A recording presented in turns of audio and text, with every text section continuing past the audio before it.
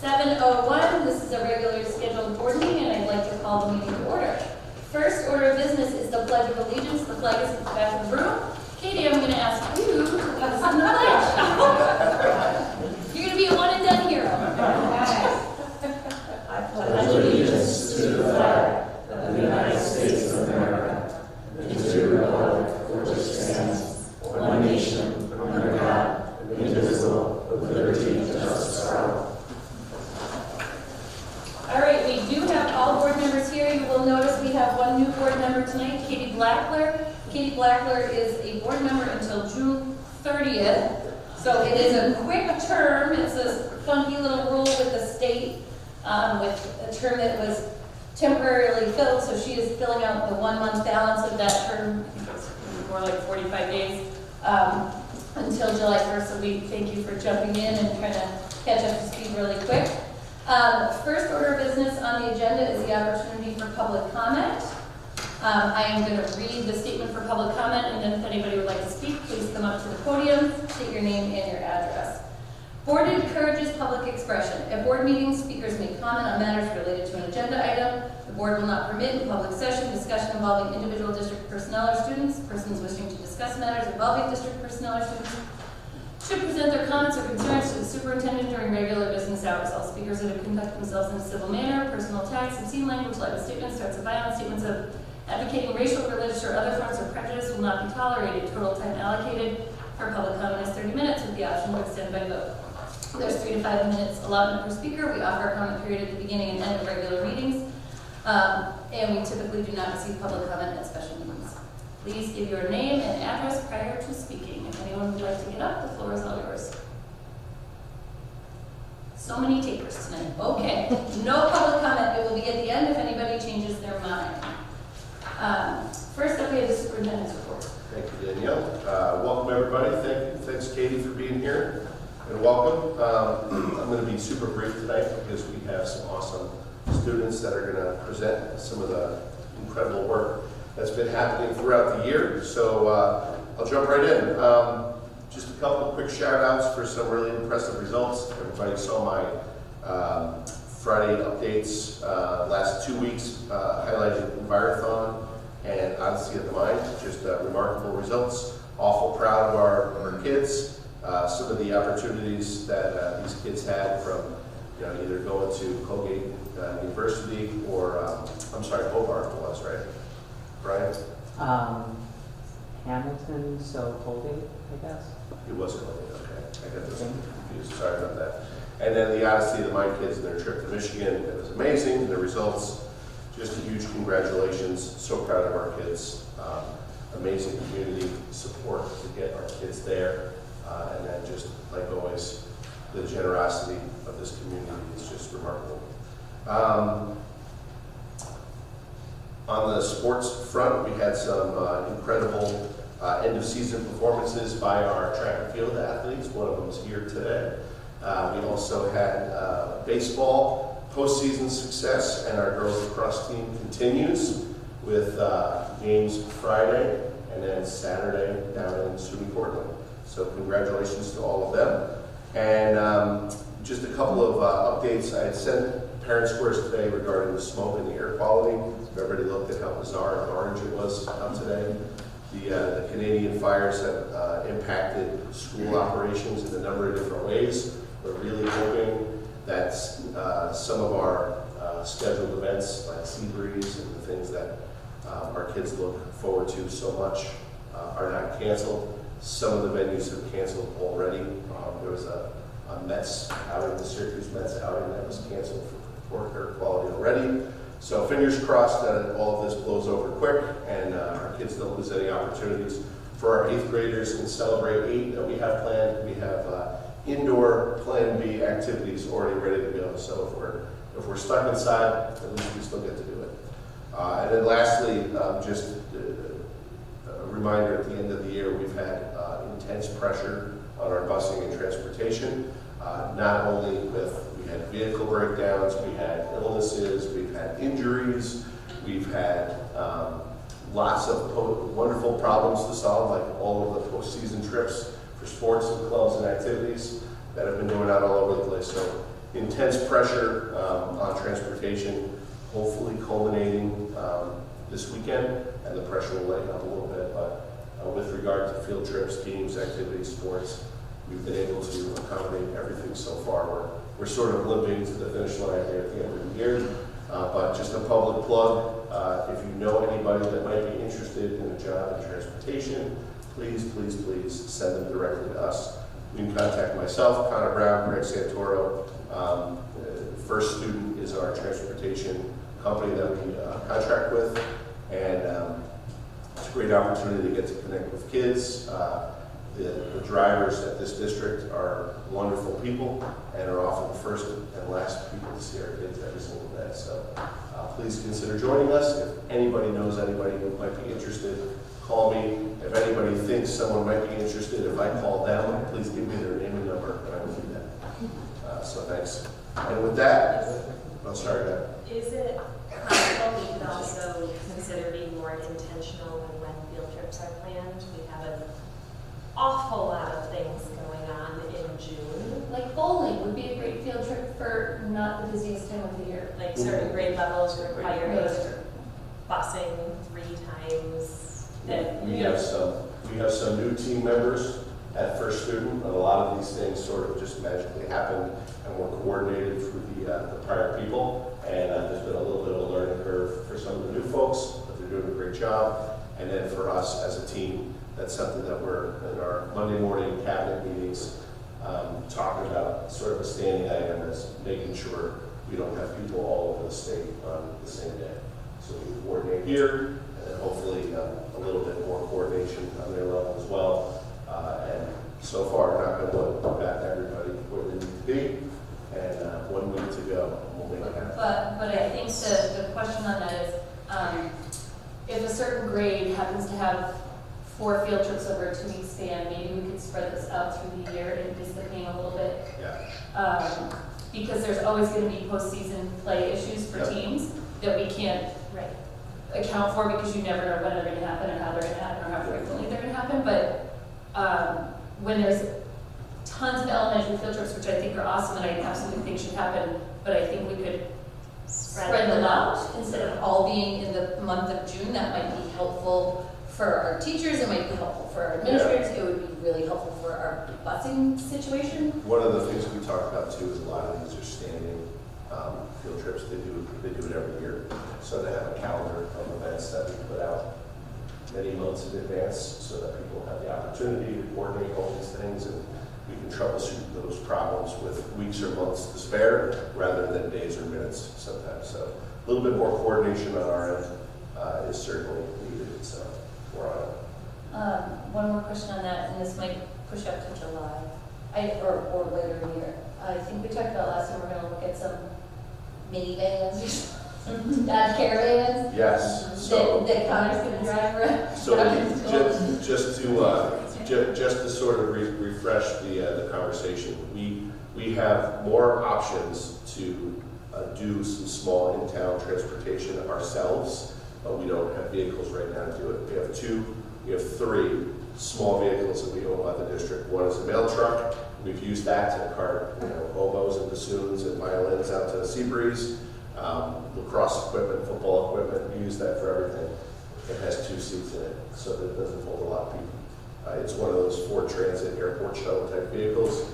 They make those same vehicles with 4 rows of seating that holds 16 people. That's more along the lines of what we're looking at, so that we're not running 66 passenger school buses with the care and maintenance and fuel and everything to drop, golf off at the club or something else. So those smaller round town type opportunities, a lot of districts over the years have been moving towards building a small bus fleet as well. With McKinney-Vento laws, districts are legally required often to transport kids between districts, and in the absence of smaller, more nimble, agile vehicles, they're running huge 66 passenger buses to do that, sometimes with 1 or 2 kids.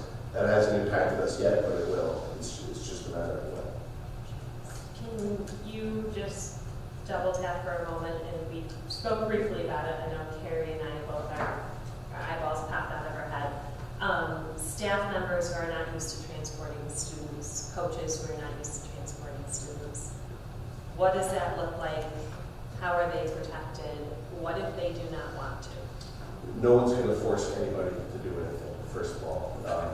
They are covered by our insurance policy. Teachers or incidental, and teachers, administrators who happen to coach are covered as incidental drivers on our insurance policy. And we are covered.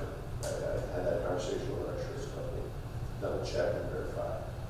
But if a teacher or a coach is uncomfortable with it, we'll find some other way to do it. No one is going to be forced to do it. Yeah, you go. Sorry. No, I was just saying, like, track coast to New York City, I might go to South New York City. Yeah, we're not gonna, that's an opportunity. We would prioritize the CDL drivers to do those long distance trips. And this is actually a way to do that, just because it releases that person from the local responsibility on limited occasions. It's not gonna be the cure-all, but it will, from time to time, be very, very useful for us. Cheaper, more fiscally responsible, more environmentally safe, smaller, more nimble vehicles around this time. So once July 1st hits, Connor and I have already started doing a little bit of research. We'll bring a recommendation to the board and you can kind of see what we think. Right, the broader concept is create more options. Right. Smaller vehicles, shorter runs, people can drive those without CDL, that's an option. So we're trying to sweet spot, obviously. Yeah, right. I mean, in short. More options. Right, okay.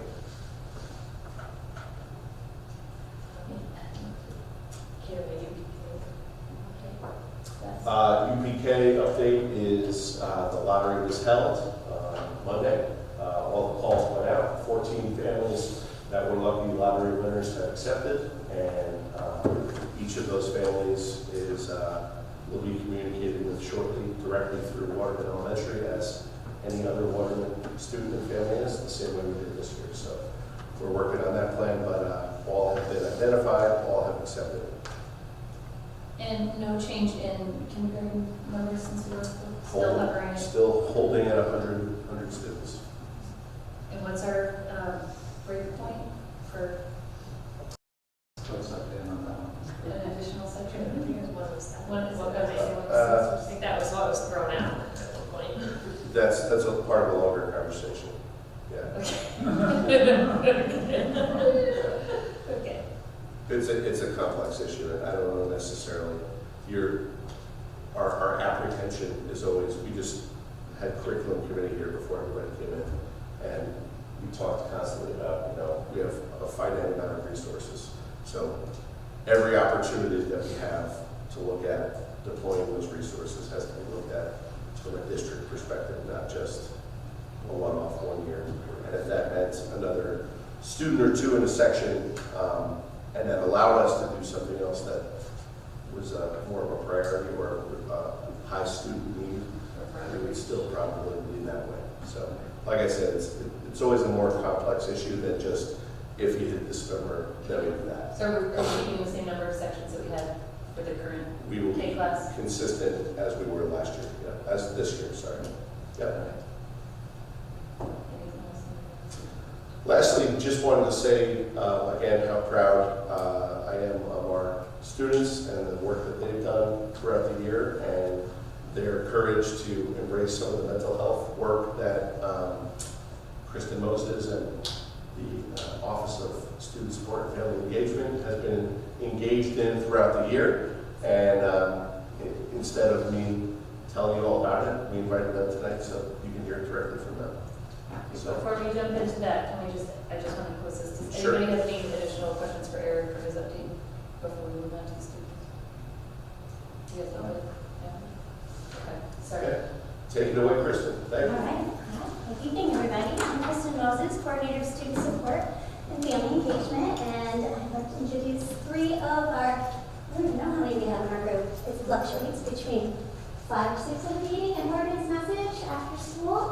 So sometimes we have like 16, 17, 18 kids show up, right? So here is Lucy Fleckenstein, Emily Evans, and Tate Ryan, three of our representatives from Morgan's message. They have nothing formal planned. they're just going to talk about what we tried to accomplish this year, what our goals were, and what our goals are for next year, and what Morgan's message is. Go ahead. So Morgan's Message is an organization that kind of aims to destigmatize all the ideas surrounding student-athlete mental health and kind of get more people talking about like why it's important and just remind people that it's okay to not be okay and to spread awareness about the struggles that student-athletes may go through. Alright, so during the school year is one of our first years. We have 4 goals going into the new school year. One was to present to the board at the end of the year, which we're currently doing. The second was doing a book study. The third was educating community members and the coaches of the district. And then the fourth was to dedicate a Morgan Message game. And all 4 of those we've accomplished this year. We dedicated 2 lacrosse games, the boys lacrosse game to 1, boys team. And the girls team also did 1. I don't know what teams did. Hockey. Girls hockey. Girls hockey. Yep, we did it with West Jenny. Is that one? Those are the 3 this year. Those are the 3 we did this year. And then we did our book study on the athlete mental health playbook by Mrs. Bach. Each member got a copy. And we meet every 2 weeks and we read about 3 chapters in that 2 week span and then discuss what we learned in that 2 week span and then we present to you now. And then we also send out email to all the coaches and community members about the goal of the message and what the goals were for the year. We made a great video. And we made a video, a big promo video of the cross games. So for next year, I'll be a senior next year, and we want to expand Morgan's Message to not just student athletes. So we want to recruit more people to be in the Morgan's Message group. So we want to do that by connecting with the Student Athletic Council and also the student government to get more people involved, because a lot of people came up to me and said, oh, you're in Morgan's Message, like how do I do that, or when are the dates? And so I think a lot more people are very interested in becoming a part of it. Another thing is the shirt I'm wearing says St. Alice Lacrosse, and it has the Morgan's Message butterfly on the back. And we want to make shirts similar to this that say St. Alice Lakers and sell them and then raise money that will go back into the group to students in the school. We had 3 very successful Morgan's Message dedication games, and so we would like to have more in both boys and girls sports in the fall and winter. And so connecting with Student Athletic Council and getting more athletes involved will help us do that and to make more dedication games for all of the sports. Awesome. Great job, guys. Does anybody I'm going to get in trouble for this when I get home, I'm sure, but would you ever consider, I don't know if other schools have done it, but I think you said one of your goals was to reach a broader group of students.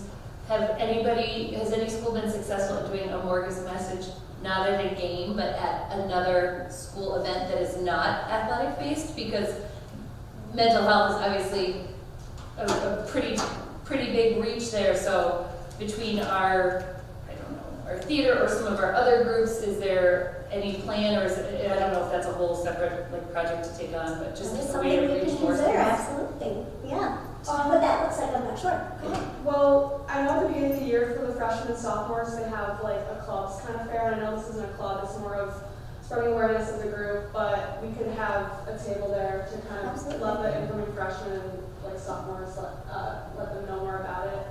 I'm sure it's not just athletes, which is the biggest part of Morgan's Message. It's destigmatizing, just spreading the awareness. So I think like the more people involved, the better. Absolutely. I agree. This is our first year, so. I was gonna say, I don't think you'll have, I mean, I know people that wanted to be involved and didn't know how to be, so I think just getting your word out and marketing yourself or whatever, because it's a great message, but I think the people are out there, because I know Sort some of people an want to be a organic part of slow it. start, because, we're not an official anything. We just sort of started doing it, and it's game, so we kept doing it. And we're having a good time, and we're learning things about each other, and it's a nice group of kids. And you have boys and girls, right? Oh, yeah. Oh, you do. And all We actually sometimes have more boys than girls show up, which I love. I think that's great. Not that I don't love you guys, but I think it's wonderful to hear, freshmen and sophomore and junior boys talking about this stuff, because that's not typical, right? So, and they participate a lot. Yeah, a lot. More than a lot. They have some strong ideas. And what I love about this group is it's completely student-led. I sort of take a back seat and I say, okay, what are your goals? I just sort of facilitate and buy snacks, and, right? And When I've been there, I've gotten to see the sort of problem-solving ideas generated, and it was really, like Kristen just said, it was all student-led, and that was pretty inspiring to see how comfortable and how creative, and also, I think, adults sometimes are a little bit out of touch, and through our best of intentions, and our ideas are maybe a little lame in their opinion. So, you know, the idea of like a pizza party or an ice cream party or something like that, those things are Not that cool, yeah. yeah. So for the most part, I just kept my mouth closed and listened, and but the ideas that these guys have come up with throughout the year, it's been really great. And that message of inclusion, I've heard that throughout the years. How do we go get more kids? How do we get more kids from different activities? And that was really the spirit of the whole club, as they just shared. Thanks, you guys. Thanks. Now you can go home and study. Thank you so much.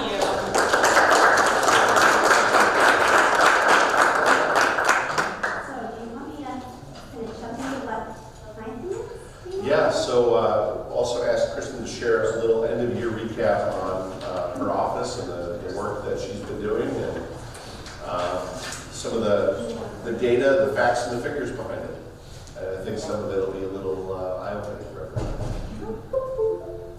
Stop and ask questions at any point. So just as a warm intro, going back before this position was created, before Kristen joined our team, a lot of it was just as the kids shared. How do we destigmatize this? How do we start talking about it? Some of the tragedies that we are aware of, some of us have experienced personally, some of us have experienced throughout our career, our families, and really trying to do everything we can post-COVID, really shine the light on this, and the acuity of it is something that frankly kept a lot of us up at night. So in conversations with our board, thank you, because you have all been nothing but supportive from the get-go. But I do think that some of the information will be a little surprising, not just to the people in this room, but to people throughout the community who maybe thought, we don't have problems like that here. And we assure you, as we did when we started, it's all here. So here's the numbers. Okay, so I am the coordinator of the Office of Student Engagement, Support and Family Engagement. Can't even say my own title because it's so long. And it's an office of one, and it's just me. And my responsibilities for a job that didn't exist 2 years ago have been pretty busy. It's been fun. It's been a privilege to do this work. I love it. I supervise our amazing school counselors, social workers, school psychologists across the district. They are fantastic. They go above and beyond. I've worked in a few other districts, and I was a social worker for 25 years in Syracuse City. And I have to say, these guys are amazing. They're incredible. We have top-notch people here. We were so very fortunate with our staff. I also coordinate and integrate plan on the SEL curriculum district-wide. Social emotional learning. Thank you. Social emotional learning. We're trying to be better. I know, my alphabet's too. I try to do a little bit. So I coordinate and share Section 504 plan meetings, which is in regular education, accommodations for students who have a disability to mitigate that disability and access to curriculum. We currently have 103 students who have a 504 plan. Next year will be 103, which is 17% increase in a year, which is a lot. I chair every single meeting with parents and students, which I love because I get to really connect with students and ask them what works for them, in their plan. How do we help you access the curriculum? I oversee and coordinate the district ENL program, which is up from 20 students to 27, and 35% increase in a year. So things are getting busy. I coordinate all the DEI, which is diversity, equity, inclusion initiatives in the district. I also facilitate the district student support committee with parents and community members and students and other community partners. I've been a member, and I appreciate that. So it's been Dan's come. Thank you for that. And I also oversee the social, emotional, and universal behavioral health screener, the IMAX-2, for all students. That's where we screen students for social, emotional, just to see where they're at, where they are, kind of like we screen for reading and math. Can baseline and then be able to find out where are the deficits, where do we need to do more teaching, what do they need to learn, and then how do we create their toolkit so they have those tools to handle emotions, which is huge because we can't regulate and handle emotions, we can't emotions. I also use that data to create these interventions and then use it to progress monitor to make sure we're doing what we're supposed to be doing. I'm a member, I advise Morgan's message, and I oversee our community partnerships. We have agency partnerships with Helio Health, Promise Stone, Access, Peaceful Schools, and Community Schools initiatives. I'll get into what those are in a second. And we're building out our MTSS team. And what MTSS is a multi-tiered system of support. It's a proactive, preventable framework. We've been really sort of in the social-emotional, thanks, Connor. In the social-emotional world, we've always kind of been a little more on the reactive side, When someone has a problem, you attend to it. We're trying to be preventative and help kids learn and get what they need to prevent problems and issues from arising. So the multi-tiered system of support is a framework that integrates the data, instruction, to maximize student achievement and support students' social, emotional, and behavioral needs from a strengths-based perspective. It's really, MTSS is like an umbrella. You have RTI for academics on one side of that. It's actually a little triangle. You have RTI, so you've got your math and reading intervention, or response to intervention when students are struggling and at risk in those areas. And then the other side of the triangle is the social, emotional, behavioral side. And that's what we're trying to build out. So basically it offers us a framework to engage in data-based decision making related to program improvement, high quality instruction, and behavioral supports. So basically it's really to just ensure positive outcomes for students and get them what they need. So 4 essential components in MTSS are screening, a multi-level prevention system. So you think of it like a triangle where you have the green on the bottom, so universal, what everybody gets. And then the tier 2 is a more targeted, maybe a smaller group. And then tier 3 might be more intensive. It mirrors exactly the RTI process for academics. There's progress monitoring and database decision making with MTSS. So I bring that up only because that is sort of the framework that is behind what I'm doing. So now we have our team. This is our support team. This is from our little brochure that I think you guys saw. They went out this year. We're very proud of that. Everybody in it. So we have district-wide supports and supports at every school. And of course, we work in concert with our principals in planning and talking, and our staff and working, and cope with the therapy uniform. So this is sort of what it looks like. I didn't put arrows or anything. This is sort of my organizational chart, but it's really, if I didn't put arrows, it would go both ways, right? So everybody sort of connects to everybody else. So this is what we have. We have a social worker full-time at Waterman and a half-time psychologist. State Street has a school counselor full-time and a half-time psychologist. And therapy out at Aggie sometimes. Middle school has a school social worker full-time, a school psychologist full-time, and a school counselor full-time, and therapy dogs a couple days a week. Coco and Courtney. And in high school, we have 3 school counselors full-time and a school psychologist full-time. In addition, we have our healing health mental health clinician. Right now, she has students grades 3 through 12. We have a Promise Stone student engagement specialist who is deployed throughout the district pre-K through 12 as needs arise. I redeploy her where we need her. Her name is Jana Bettencourt. She's fabulous. Access is our family liaison. That's a program through Onondaga County that connects families to supports, sort of like a service coordination type of thing. And then we have worked with peaceful schools with trainers in the middle school, doing circle work and some culture work there. So this is Promise Stone, and it gives you a little overview of what Promise Stone is. This is from the Promise Stone data pool they gave me. I'm just going to give you an overview, and I can send this PowerPoint to the board if you want that, might be easier. Actually, I think, I was just going to say this comment to the end, but since you just mentioned it, maybe we can get a shorter version of this but put it on our website somewhere. Yeah. Because sending it to the board is great, Yeah. but I think this is information that would benefit A the lot whole of it's already community. on there, but I So, can do it with a... Yeah, whatever's not something, I think this would be great to have on there for everybody to see. Or something. Yeah, absolutely. Just some place where they can go and go through this, because they might not, I don't need it right now, so they don't really pay attention. But then when they do Right. feel a need or Yeah. have a need, they have a place to go find it, Yeah, because their perspective I love might that. be different, so. thank you. So this is what Jana does, the Promise Stones Student Engagement Specialist. So she is really more of a tier 2, tier 3 intervention. She can help any students that can be struggling. She's trained in trauma-informed, culturally inclusive, restorative strategies and interventions, and she employs that in all her work. All the Promise Stones Student Engagement Specialists are trained in all of those items: collaborative problem solving, skill-focused interventions, restorative circles. It's through Onondaga County, Ryan McMahon and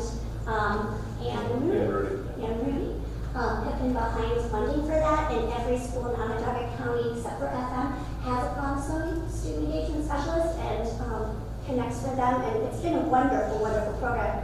I was involved when it was at its inception in Syracuse, I think 10 years ago maybe, to Promise Stone come on board in Syracuse. None of the buildings I've been in have had it, so I can't. What's that? None of the buildings I've been in. Okay, yeah, but in elementary, yeah, we had it. So I got to see how it was used and how does a student support staff person connect with that person. It's not a replacement of services, it's amplification of services. So Jana can help do different things and frees up some of our school counselors and school social workers to do different items. So it's just sort of like a teamwork approach. It's just another member of the team. And here is the data on Jana. She has had 661 unique connections with students this year. Those are 661 students that she's connected with. And this data shows basically the type of contact she's had. So she's had family contacts, Plan B conversation. So a Plan B conversation is a conversation maybe if you have a problem with another student, what's your Plan B? Like, what's your plan of attack for handling that interaction next time? You know? Kristen, can you just zoom in on those numbers? I see people square. I don't think I can in the slideshow. Oh, I'm sorry. I'm so sorry. Yeah, they're dark. I took the Promise Stone made this slide, so I don't have access to anything but this part of it. So, yeah. Kristen, we can go back to one slide, Yeah. if somebody didn't pick it up. But if you look at the transition years, so second grade to third grade, Yep. second graders 81. You look at your transition fifth grade to sixth grade, it's 103. Uh-huh. Your transition from eighth grade to ninth grade, again, you have higher numbers there. So it's those transition years that the students struggle with. Yep.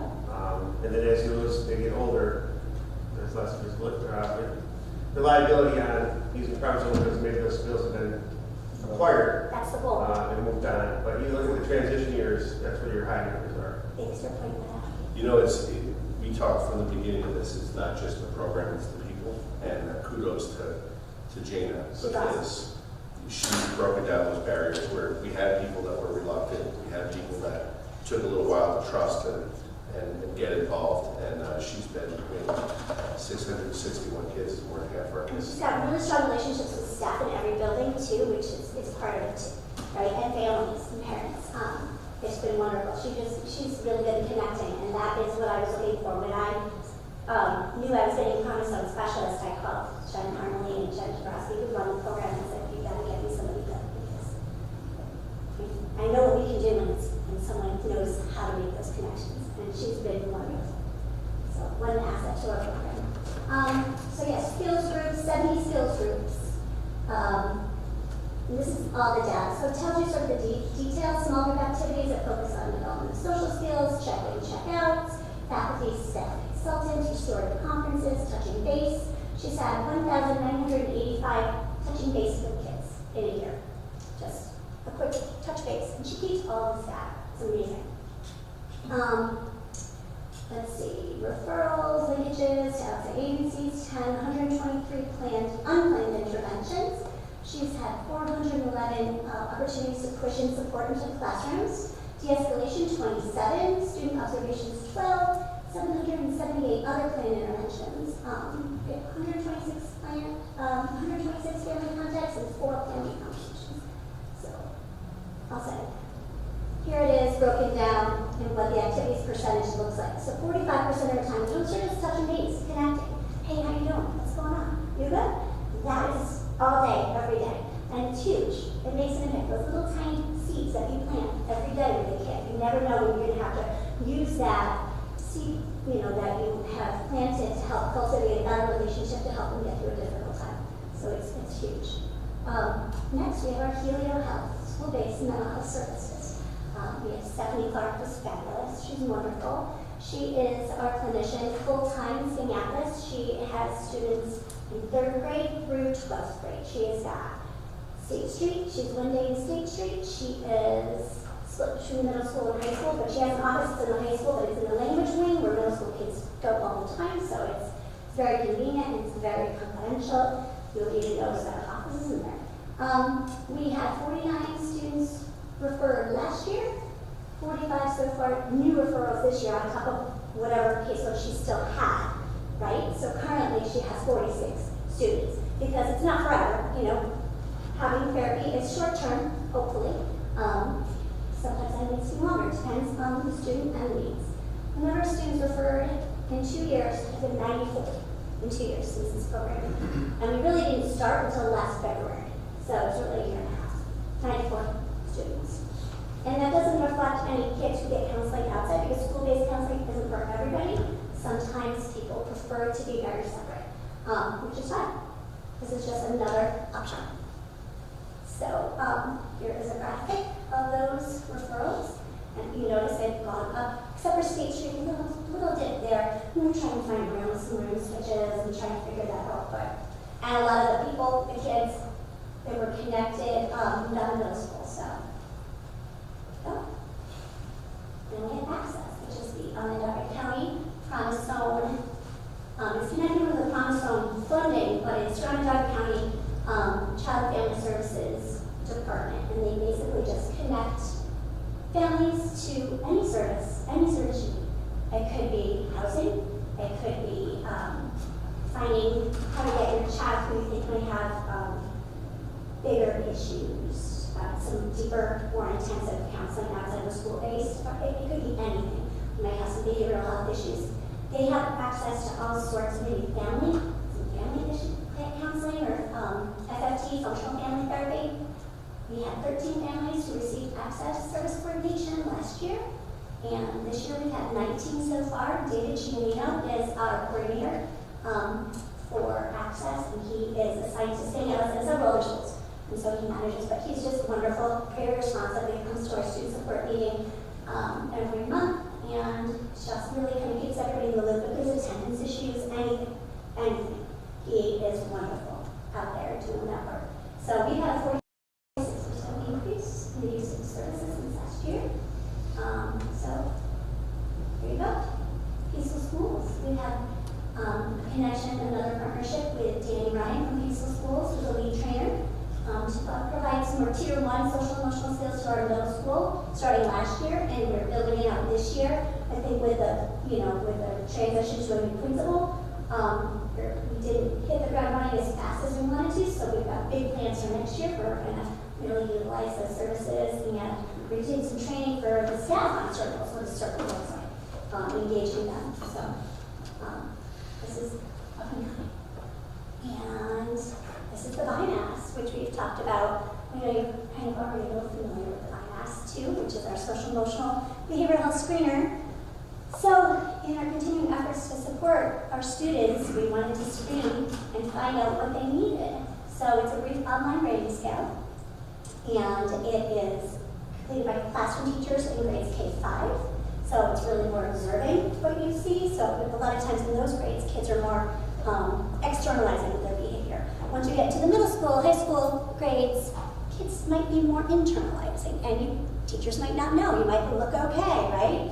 Might pretend to be okay. So we ask kids to assess themselves. Where are they? Where are you with your own stuff?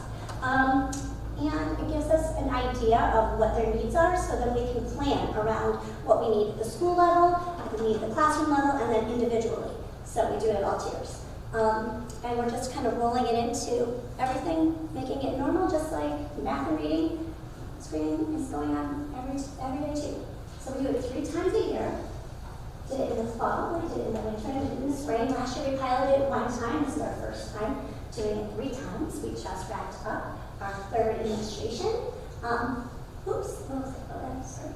And let's see, we did 6 through 12 over 3 administrations, and we triaged.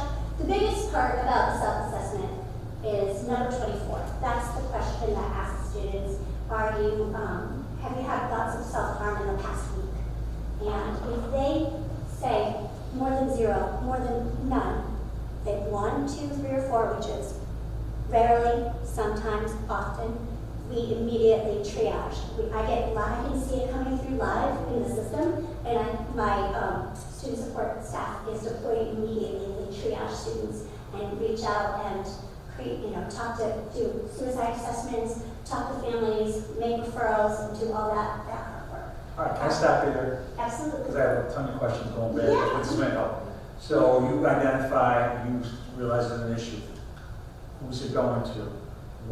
How do you determine who's going to be the support, the help, the counselor? The school counselor is supposed, each school, the support staff that I showed you, Yeah. those are the Counsel will be first, like their first person you're going to tap? Pardon me? Counselor's the first person you go to? Yep, absolutely. School counselor, school psychologist, whoever has, the best connection with that student, Yeah. actually. Whoever has the most relationship with that student, who feels, but sometimes that's person we tap first. Whether it's this counselor, social worker, or psychologist. Okay. Yeah, because that makes the most sense to have those difficult conversations with somebody you already have a connection with. So, over the last 2 academic years, kids who have endorsed more than 0 in critical item 24, in the winter, spring of 2022, we have huge numbers, right? That's that first bar graph. So, middle school is the light blue, high school is the dark blue. We get over, I think it's 68 in high school who are hurting. It said they were hurting, not everybody does, but hey, it's an opportunity for kids to let somebody know. And it's a way to just check a box. So people will ask you rather than you telling somebody. Sometimes we don't know how to reach out. So it's just one more way, one more option to get a kid to talk about an issue that they may be having and when they're feeling like they're hurting. And then in the fall of 2022, we saw, a dip, and then it's gone down and down and down. I want to say that this is because we're paying attention to it. We're putting plans in place. We're identifying who these kids are, and they are getting tier 3 interventions. Those who are aware of, we immediately are putting interventions in place. So for those kids who do let us know, we're able to react and give them what they need. I think too, they became more aware of what question number 24 is too. Some, not all of them are suicidal. I mean, some are like, oh, I didn't know what that meant. Right. Or, So it's an I education thought about it, moment. but I'm not going to do about it. So not all of them are like crisis going to. No. And some of them are like, oh. So don't think like, oh, they might have against the table, so Yeah. I'm frustrated. So it's an Exactly. educational opportunity. Right. But it also then leads to sometimes some of those little conversations that were like that turn into bigger conversations. And we've actually found ones that we thought were sort of more on the benign side ended up being really big, safety plan and that. So. Excuse me. Yeah. Carrie, are you suggesting that that's why you guys are done, right? I think some of it, some Some of of the it. first time high school Stop. kids are like, oh, I had no idea that's what that meant. Right. Or, Some of it's that, you know, some of it's interventions, some of it's. or some are like, yeah, I thought about it, but that doesn't mean I'm going to do it. We all think about it, I mean, so. So it's a combination of the services being effective because you have intervened.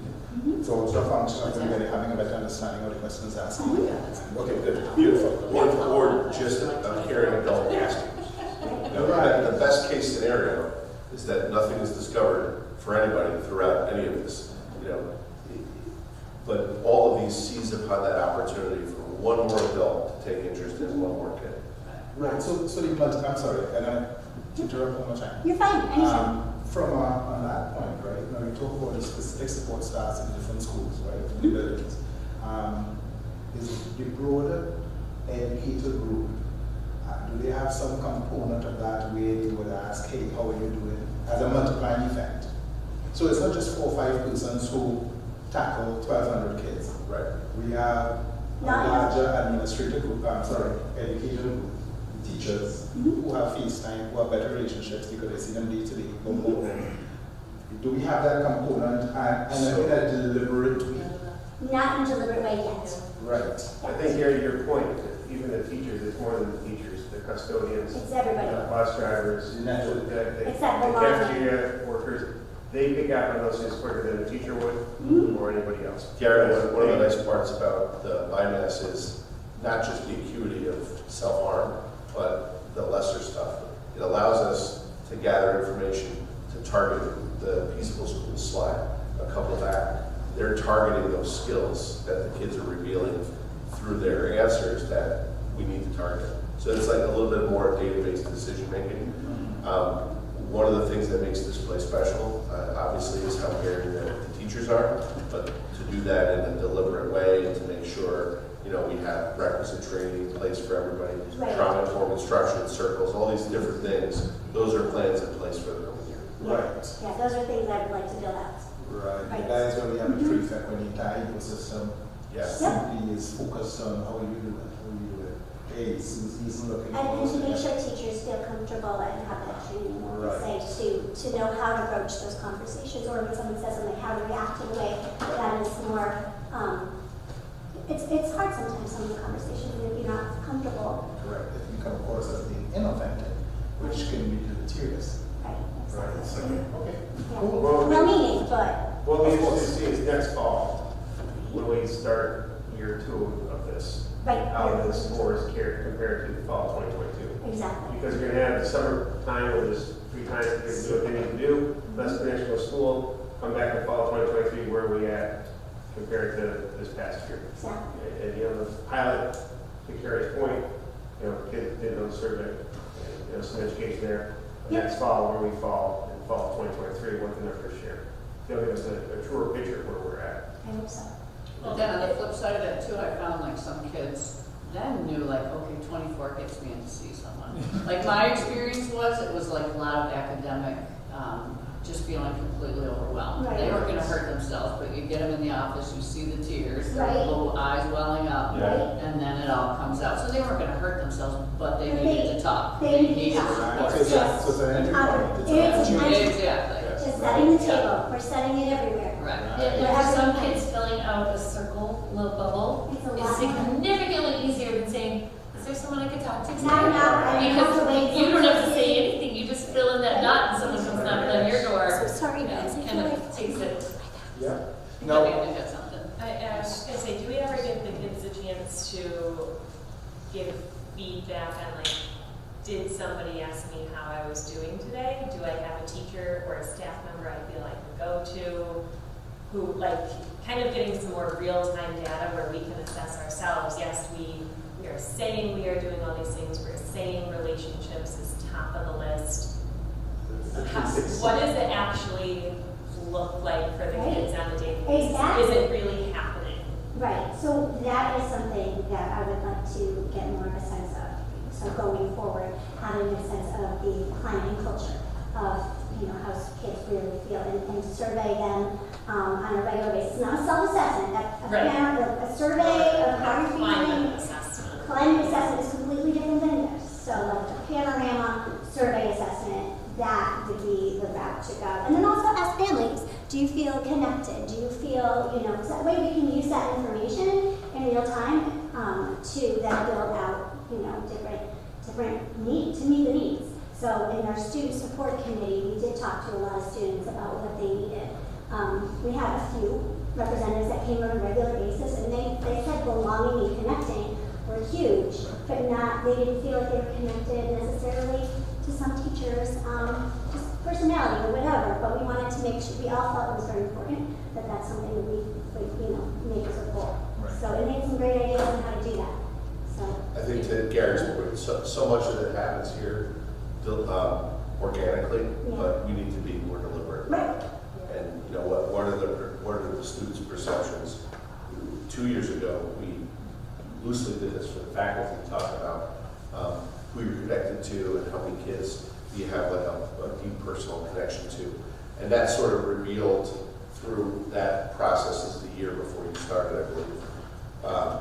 Who we could go and target. You know, when you look at the names, and some of them they had 10 people that said they had good connections with these kids, and then some of them didn't have as many. It was like, okay, we can sort of steer the ship in that direction, but the plan has always been, which is really the magic of the BIMAS, is if you're worried about how the kids are doing, ask the kids. Like when Morgan's message kiddos, I ask them, like, who's your person? You know, or any kid that I have a connection with, who's your person? Who's your person? You know, and it's interesting to hear their answers because it's not sometimes that people kids. Nope. And I love that. No, one more question I have is, as someone works up in terms of, so this happens for 10 months out of the year. What happens in the 2 months that we do have all this structure in place? So you have Like in the support summer, in all these kids we know that are, Connected? or kind of on our radar, and then they go home for the summer. I know, right? So, I mean, the idea is for our highest flyers, the school counselors, school psychologists, they, you know, sometimes do some planning ahead, like getting them hooked up with, if there's a therapist, that's usually typically year-round. Okay. It's year-round. So that if they're hooked up with a therapist, that happens year-round. Our Helia person is all summer. She's all summer. She's all year. So, and anybody who does counseling outside of the school base all year. Right. Right, so there's that piece. Our counselors will plan for, you know, students to maybe give ideas or, you know, to the families, but there isn't as much. No, there isn't. There's a little bit, you're starting, last summer we piloted it, and this summer we're going to do it again. We're doing a little, I think we called it a mindful camp. We're going to call it something different this year, but it's some of our highest flyers, not high flyers, but our kids who are kind of, Need the connection. need the connection, or we're in a transition from 5th to 6th, so we were just concerned. And so they did a little mini program, mornings and afternoons, middle school, in the middle school, Yep. to connect with kids. And it was Jana and Michelle Regala and Coco, the therapy dog, and it was just sort of like a little kind of SEL camp. They worked on skills and awareness. And Well, and as simple as it may seem, it's still a touch point exactly. during, I mean, we talk about the summer slide from an academic standpoint. I mean, you know, this is no different. Right. And probably even more important because the data you were showing before, you know, you pointed out that there's a big jump in numbers as you transition, as you go to different transitions. Yeah. So summertime is, you know, it'd be interesting to see. Those are good points. So there's something to be aware of when we can move forward in building out, because that's It's a also scary part. I mean, it can't fall completely on the school. I mean, hopefully the parents are aware through the school, but I mean, it's, you know, can't fall completely on the family, or can't fall completely on And the that's school. That's why you have a Dave, you know, from Access, and Yeah, the that's family what focus Access does. that, and we get other things set up. Right. Right? I mean, it's sort of complicated in every case of look at it. Of course. But you're right, I mean, it is a concern. Everybody worries about their kids in June, you know, going to the summer. Yeah, you know, so it's great that we have all of this happening during the school year. I'm not advocating for the school to be here because, you know, it's 12 months. But, you know, the level of intervention, the level of knowledge, the specificity of things is oftentimes, you know, beyond the scope of a parent. And therefore some guidance is required. Or the little programs that you spoke about, anything that would add value. I agree. Because we're going to deal with it in 4, right? Yes. Every 4 we're going to have to deal with it. And, you know, if we can do something to stave that off, that'd be a good thing. So, That could be. yeah. Yeah, we could. I like that. Yep. So this is sort of like a snapshot of some of our district-wide data from just like yesterday of the VIMAPs, and that is this is just middle school and high school. This is just a self-assessment. I didn't do the teacher assessment data because they're still in the midst of finishing that up. I don't have all the numbers yet. But what we have planned this summer is, because our school counselors, school social workers, they're 10-month employees, they don't work in the summers, we have some opportunity for some summer curriculum work, and they're going to use that time to come in and take the data and do some really big planning on curriculum, SEL stuff, using their data on their kids. We're working in teams to help with the transition, so our Waterman, Marcy is going to be sitting with Abby and Alyssa, and they're going to talk about transitions from Waterman to State Street, and whatever plan was in place, we have a spreadsheet where everybody knows what worked with this kid, and we're kind of just building that out. So we did it last summer for the first time, and this summer we're going to do it again, and then from State Street to middle school, and middle school to high school. So these conversations are happening, and we meet monthly to talk about, ideas and plans and what we'd like to see. There's a lot more I want to do, but I need some resources. That's why I'm here. I was waiting for that. Would you like to know what I want?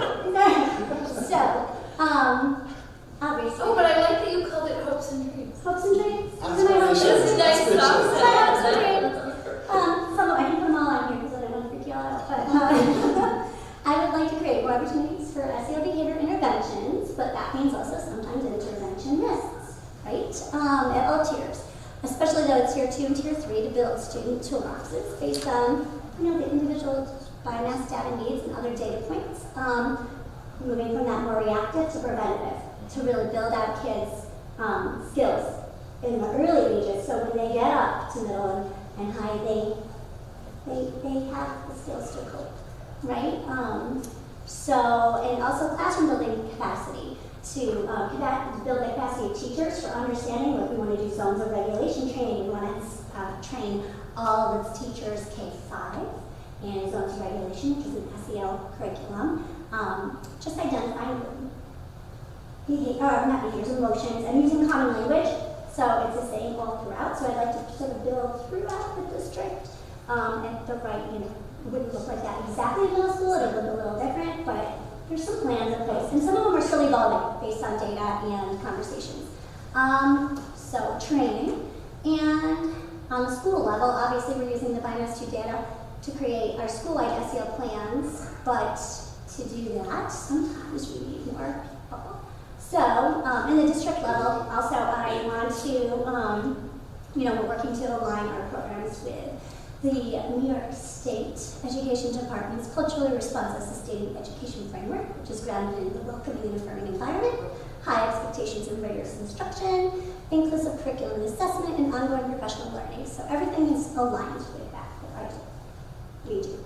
Some needs, I would like a school psychologist in the elementary level. So each school has a school psychologist. And I pick a school psychologist. And I'm a school social worker, and I'm biased to social workers, trust me. I got one of those on there too. But, but the reason behind that, the thinking is because we have 103 504 plans and 100, I don't even know how many IEPs, like 120, there's huge numbers, and Jen and I spend a lot of time sitting in chairing meetings, which we enjoy, but it's a lot of time. And if we could have someone to sort of share that load, a school psychologist is versed in the CSE process so much that they could be a good chairperson and just share the load. We could split it over the district a little bit more, so then Jen and I could then do some of the other, spend more time doing some of the other planning and other work that we don't always are able to give, our more attention,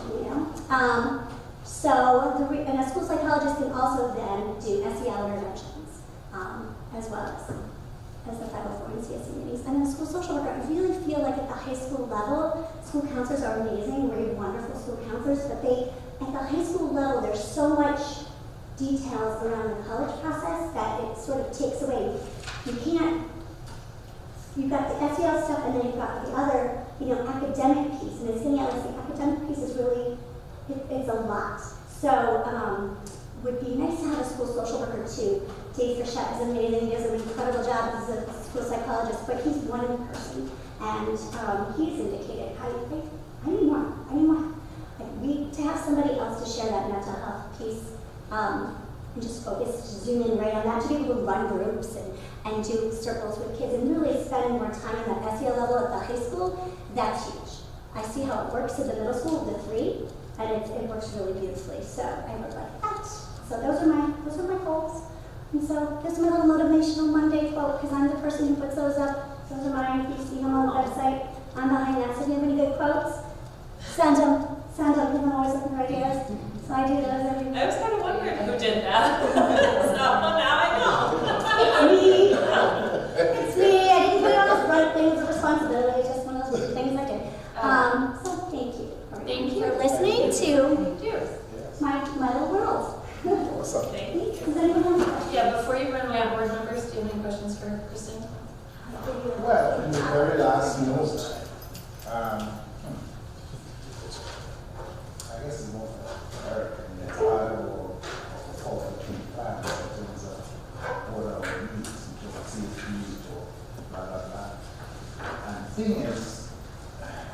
is, the nature of this topic is not one that you would put on a banner or billboard to elicit a whole ton of support from a gazillion people.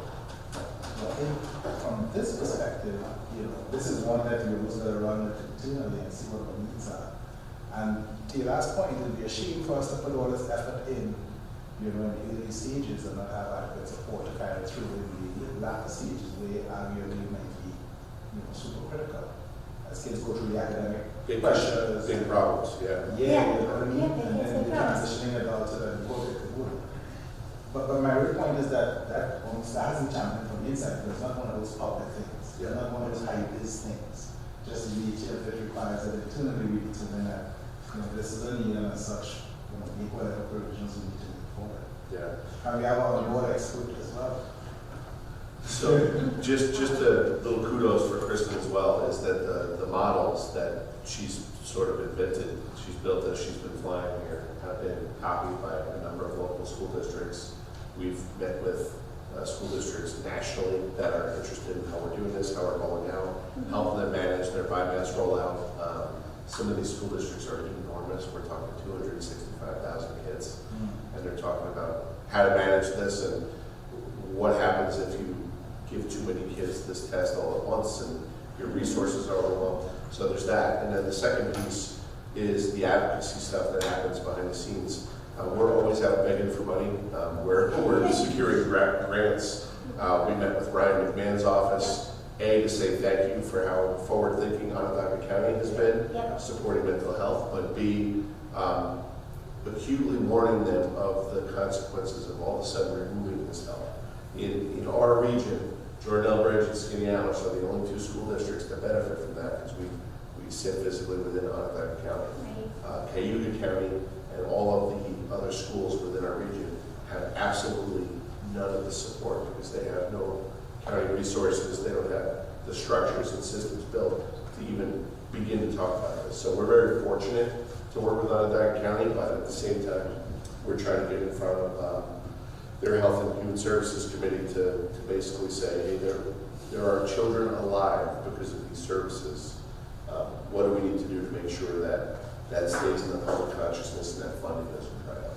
If that funding disappears and those resources aren't there, you are going to get the banners and the headlines when something happens. Well said. And that's why Spot on. we don't want that here. No community wants that. But the mental health crisis in our county and the nation is unbelievable. And if we pull those resources to the students that need, it's another, well, I have no way to go to now what? And it just continues to circle. It's already a crisis, I can't imagine Yeah. how bad, It's the school district thing. It's if not you, then who, Right. We're sort of the catch-all for any sort of academic social service need. And we're doing it really, really well, but this is our greatest fear. And when I've been through this 5 times as an educator, as an administrator, sitting with families that have lost kids, into the impulsivity and dangerous decision-making that happens at this age. And I've shared my daughter has lost 4 classmates this year. And I see what that has done to her at home. I cannot emphasize the importance of this work. And sincerely thank you because you've all been nothing but supportive since the get-go. My concern, sorry, one last comment here. My concern is, okay, today is today for our current state, I get it, right? We rely on funding and we lobby McMahon and everyone else. Where, the challenge for us is a 3 to 5 year look ahead. How positioned are we? What are we budgeting? What are we forecasting? What are we making provisions for? And contingency, in the event that something starts being whittled away, the last thing we want to do is start losing the services, right? Because we make funds available for a whole litany of things, a whole litany of things. And I think, kind of behooves us to make sure we are proactive, and that 3 to 5 year look ahead can be more critical now in this particular respect. Yeah. So I'm just gonna jump on what you're saying, Gary, because it's my note. And when we hired Kristen, we used SERPA, FERPA, whatever. Yeah, but COVID funding. With a very intentional decision at the time, we would fund it for the first year with that. In year 2, we would only use 50% of the free money, and we intentionally put 50% within our budget. Because we had this fear, like, someday COVID would end, because we didn't know at the time. And we had a strong suspicion the position would be here to stay, and so how did we make ourselves self-sustaining? So to that point, one of my questions, and this is why I kind of jumped in on you, Gary, was promise them do we have any, I just picked that program out of the many. Do we know that that is funded right now? Does that have a 2-year runway? Does that have a 3-year runway, or are we just waiting to see how long the runway is on that? They- That was 2 years. They haven't, they're getting a lot of political pressure underneath this as well, and from the current county executive and his team and the Department of Health. I think they know how critical this is. But I guess I would say, not to cut you off, but I'm going to cut you off. I would prefer us to assume that it is going away in 2 years, and to start building in for all of these programs that they fully come onto our budget. And if they don't need to, and we find out, oh, just kidding, here is your $100,000 for your free services, that would be the best problem that we could have, that Connor's over there saying, I have this money that I have to spend because I'm going to be in trouble because we're under budget here, and we've got to start blowing some cash. Because they're already talking about, Ryan Mann is asking me about COSER, some of the community schools COSER, to fund the Promise Zone stuff instead, versus the way it's funded now, which is from. Yeah, so my thing to support what you're saying is, let's start building in, going forward, the assumption that we are going to have to take on a certain percentage of this. And you know, that's your department, Connor, to guesstimate what that is. And if we don't ever need to do that, that's okay too. But it would be so much better to plan for it.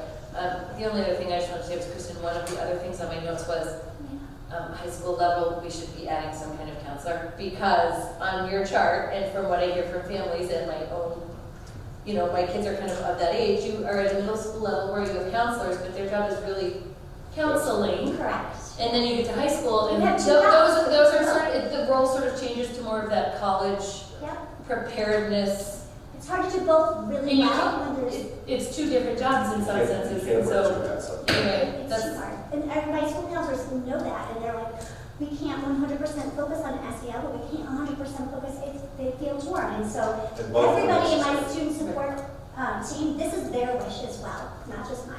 It's the team's wish. This is what they want to support our kids better. I just wanted to talk about the training of teachers, I guess. I'm curious, and none of these questions have to be answered, but what that model looks like. Is it like formal TCIS training? Is it informal? Hold on, I don't know. Is it TCIS? Therapeutic crisis intervention support. Sorry.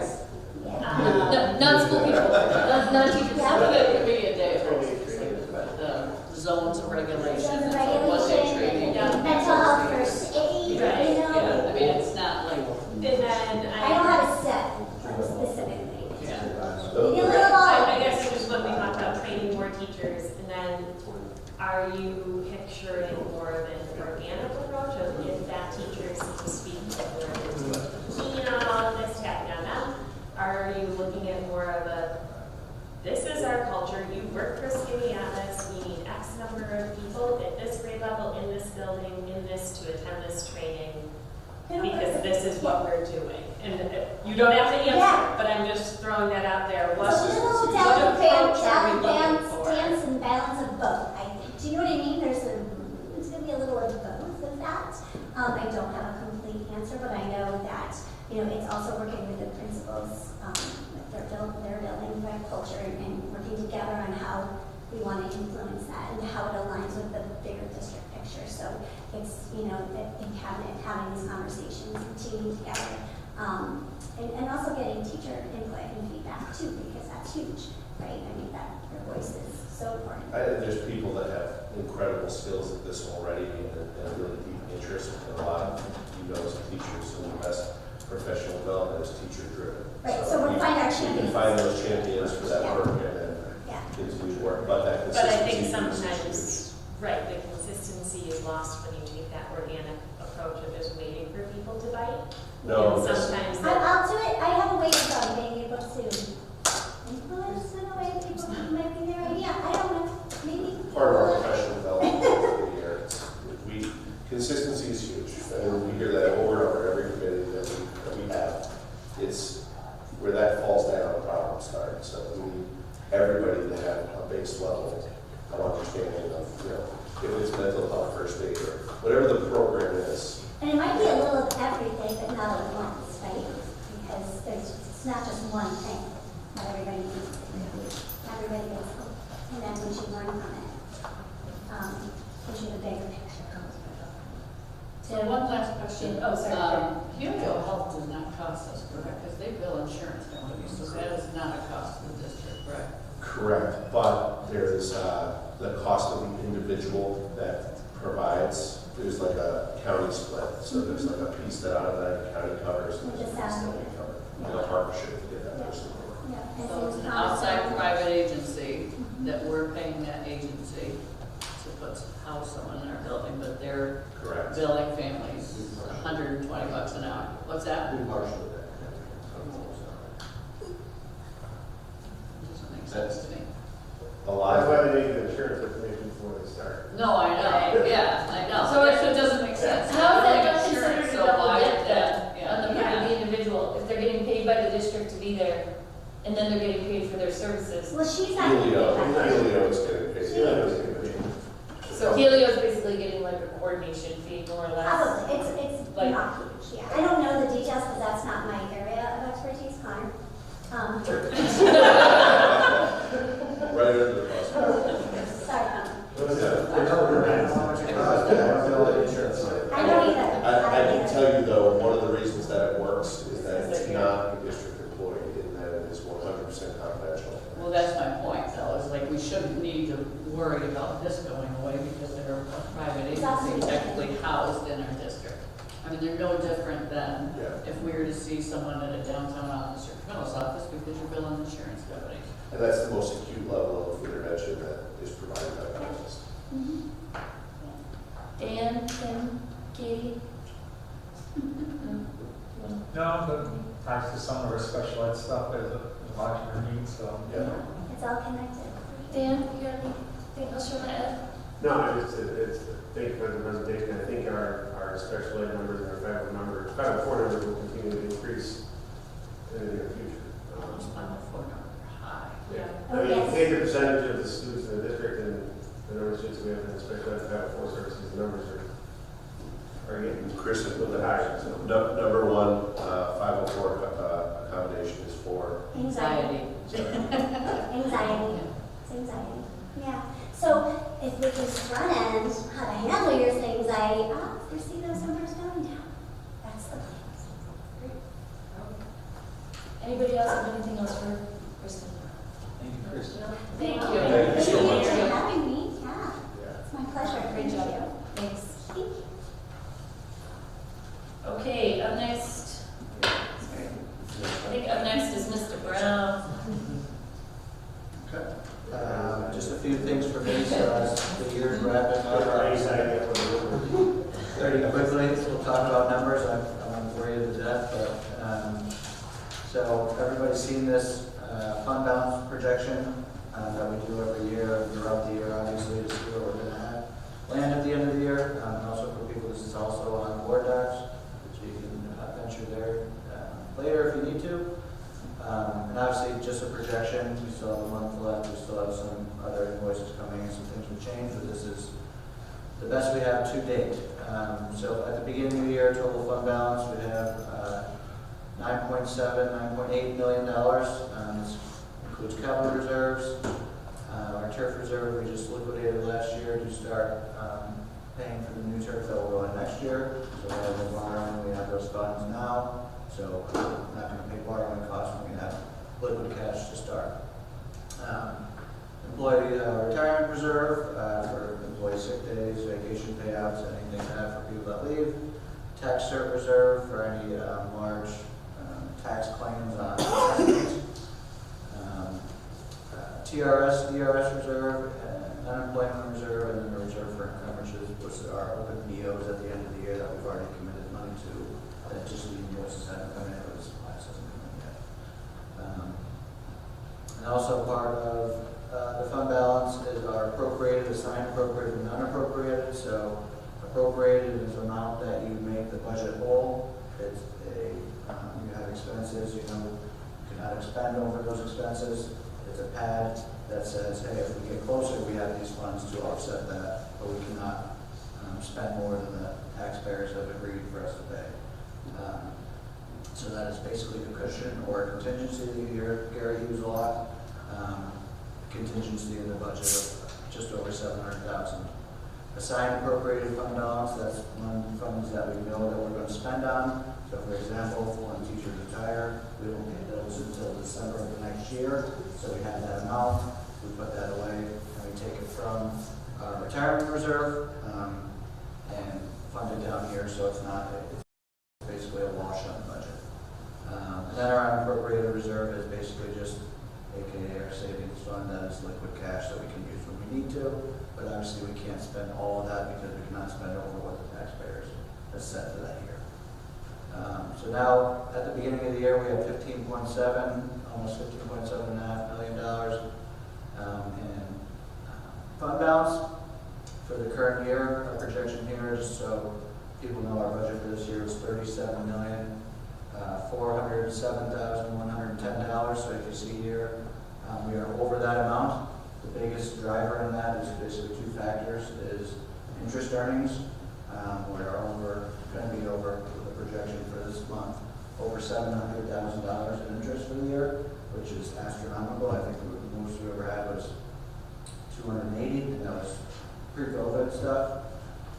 So that's obviously unforeseen revenues that came in. So we're about $300,000 over projection when we started for the year. Total expenditures, we need to take into account, so like I said, 37, say 400,000, and then if we add in our encumbrances, like I said, those are the POs that we've committed to, but just invoices and stuff haven't come in yet. So if we take these two, we're just over 37 million, which is about $400,000 shy of what the taxpayers approved. And then for board members who've been here, we've typically been around that 97, 98-ish% of the budget. This is a percent less, so we're almost approaching 99% of the budget. This is with COVID funds. We've had additional staff this year that we didn't plan for or budget for, additional reading support, EML support. We projected increases in fuel, but we expected those to go down, so that's a little bit more that eats into those contingencies. So we are approaching that. Not nervous though, but we're getting up there. So about $37 million in expenditures projected for the year. And now here's a projection on where we plan on to end the year. These are our assigned reserves. Again, encumbrances. The only new things I'll point out, TRS reserve, this is the it's the 5th year that the state allowed us to contribute. And what they said, we can contribute up to 10% of our TRS salaries for the previous year. So this will be the 5th year. So we can only contribute up to 2% each year to get to that 10%. So we will contribute to 2%, but we will still be shy of that 10% because even though 2% of this year's TRS salaries, the 2% we contributed the prior 4 years, obviously weren't that much. So there's still a little bit of delta. There will be an additional contribution next year to get to that full 10%, but we're very close to that. So. Tax cert will stay the same. EBLAR will stay the same as well. Capital reserves, and the only other one that I highlighted here is a repair reserve that I talked about in the past couple of meetings that I'm going to take a resolution for to create. What a repair reserve does, with all the capital improvement projects that we've had, with all the new equipment that we have on hand, this is a reserve set up to if something were to fail, say a mechanical unit, air handling unit, any tractor, stuff like that, things that we can't replace or fix, can be replaced with those funds. So it's just an additional cushion for auditorium equipment, the projectors, all this stuff that we've enhanced and put in our classrooms. Technology, a real big one, equipment, and basically a lot of the stuff you don't see in the ceilings and on roofs kind of thing. So I will be recommending to create another repair reserve, and that's just a projection here, about $250,000. As we move down, we said have our appropriated fund balance. The drop here is because we did that CSEA salary adjustment of that one time with the MOA. We increased those hourly rates last year, so it was that one-time bump. Back down to where we were, about $575,000, and usually status quo is about 2% of budget. We're a little below that, but we're comfortable enough to keep it there. Then we have a new line item this year. This is the effort for our fund balance management plan that we said we'll be incorporating. That's basically, we have 4% who are allowed by law by the comptrollers to have an illiquid savings account. And due to all these COVID monies that come in throughout the past 4 years, or 3 years, has increased. And again, not only ours, I've said this statewide. So one of the federal funds is drying up in September of this year, and the next one is drying up in September of '24. So we are towards the end, and we are forward-thinking, as Danielle and Gary and everybody else has said, that we're building these things in. Again, we have contingencies at the end of the day. Are we going to rip a site person from no? We have a lot of necessities and stuff here, but we also have a lot of niceties that we can pull back on to build stuff into the budget for the following year, and not, take stuff that hurt our kids or we're trying to support our kids. So, Gary says it all the time. It's just those contingencies we have in the budget to support those unexpected expenses, or increased enrollment, or additional section of this or that. So there are plans in place for those.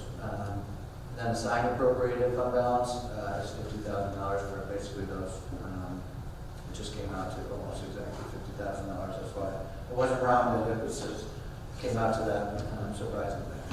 So that's for those teachers' retirements that has happened, that we got back in January board meeting. Now, unappropriated reserves, as you saw up here, we were at about $5.1 million, almost $5.2 million. We are decreasing these back down.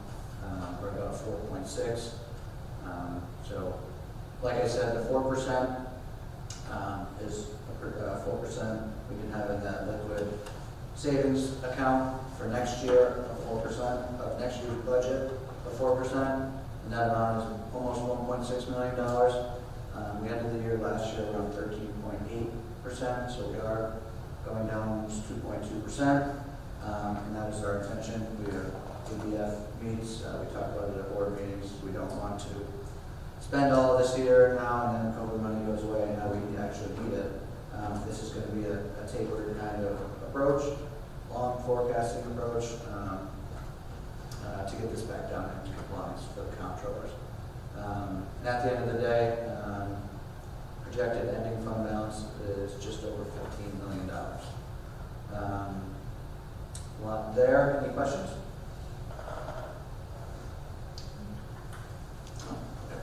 That was all for that one. Second thing was construction. I did ask Turner Construction to come for this meeting, but they were booked for tonight. I've asked them to come for a July meeting. Construction has started in a minor capacities throughout the district. State Street's basement's getting a lot of HVAC done, so there is work going on throughout the day that's not disturbing constructional stuff. There's a lot of wall patching and masonry work going on up at the high school. But in the next couple of weeks, I believe next week, State Street Gym is going to be started. Hopefully all of this goes away. It was on something that the kids would be outside, but if we need to push it a couple of weeks, we'll push it a couple of weeks. But Mr. Lawrence over at State Street was nice enough to say you can get in now, but we'll obviously play by ear on that. After we're done with State Street, they'll kind of shoot over to the high school gym. Then a lot of stuff going on throughout. We'll be able to explain that all in July, looking at timelines, looking at stuff that you can see expected in September. There's a lot of things in the high school and science wing that have been long overdue to be updated. So there will definitely be some visual things, not just stuff in the ceilings that you'll see in September and throughout the summer and throughout the course of the year. Questions on construction? And my last thing was just yesterday we had our annual scholarship meeting, so I just wanted to say, you know, it's just very fortunate to be in this community that we get to give these deserving kids these funds. A lot of the community members are on the committee, so it's just great that we get together just to congratulate not just the individuals who receive these funds just for scholarships, but just the whole senior class. It's just a culmination of all this, and it's just a great thing that the community is fortunate enough to have these funds to be able to give out each year. And it's upwards of about $80,000 will be given out this year, so that's just awesome. So, but also just congratulate the class. Congratulations to them. Eric will give his congratulations on graduation day, the 25th. But just since I had it in that meeting yesterday, I thought I'd mention it. That's awesome. Thanks, Connor. Yeah, That's awesome. thank you. That's it for me. Any other questions for Connor? No? Okay, moving along, I will make this quick. Next is the board update. So just a couple things, because this is actually our last board meeting of the year, because July starts kind of a new board session. So I just wanted to highlight a couple things that the board as a whole has done this year. We put in place a governance handbook, which is on the website for the public to view, but it's kind of just some rules of the road for the board as a whole. And we had nothing prior to that, so that was, I think, a pretty good undertaking on our part. Jumping on what Connor said, as a board, we pushed to spend down some reserves in this past budget cycle for this upcoming school year, which I think is good because we've been talking about that for a few years, so I'm glad to see us do that. Several board members participated in a equity in leadership course put on by a professor at SU. He did it kind of at nights, sitting in our bed reading a book together in Google chat rooms. I was trying to figure out what year that was because it seems so long ago, but that was actually like late fall. It was in the spring or in the fall? Isn't it in the fall? I remember the spring. Yeah. Okay, so just kidding. That was actually last spring. That wasn't this year. Sorry. Scratch that. We also implemented this year, we did our mid-year board retreat. Yes, so just pretend, strike that from your record. When we did our mid-year board retreat, we, for the first time since I've been on the board, I don't know if boards have done it prior, but we did a board self-evaluation of kind of how we were operating and how we were working together, and then we talked about that as a group. And then we are also testing out a superintendent evaluation process that NISBA has put out, which I don't think we've done in the past. So we're testing it out for this cycle, and then we'll kind of discuss as a board if that format works for us. But just some ways that we are trying to be more effective and intentional in what we're doing as a board and how we're making our decisions, not just as they relate to school and policy and budget, but in terms of board operating and functioning.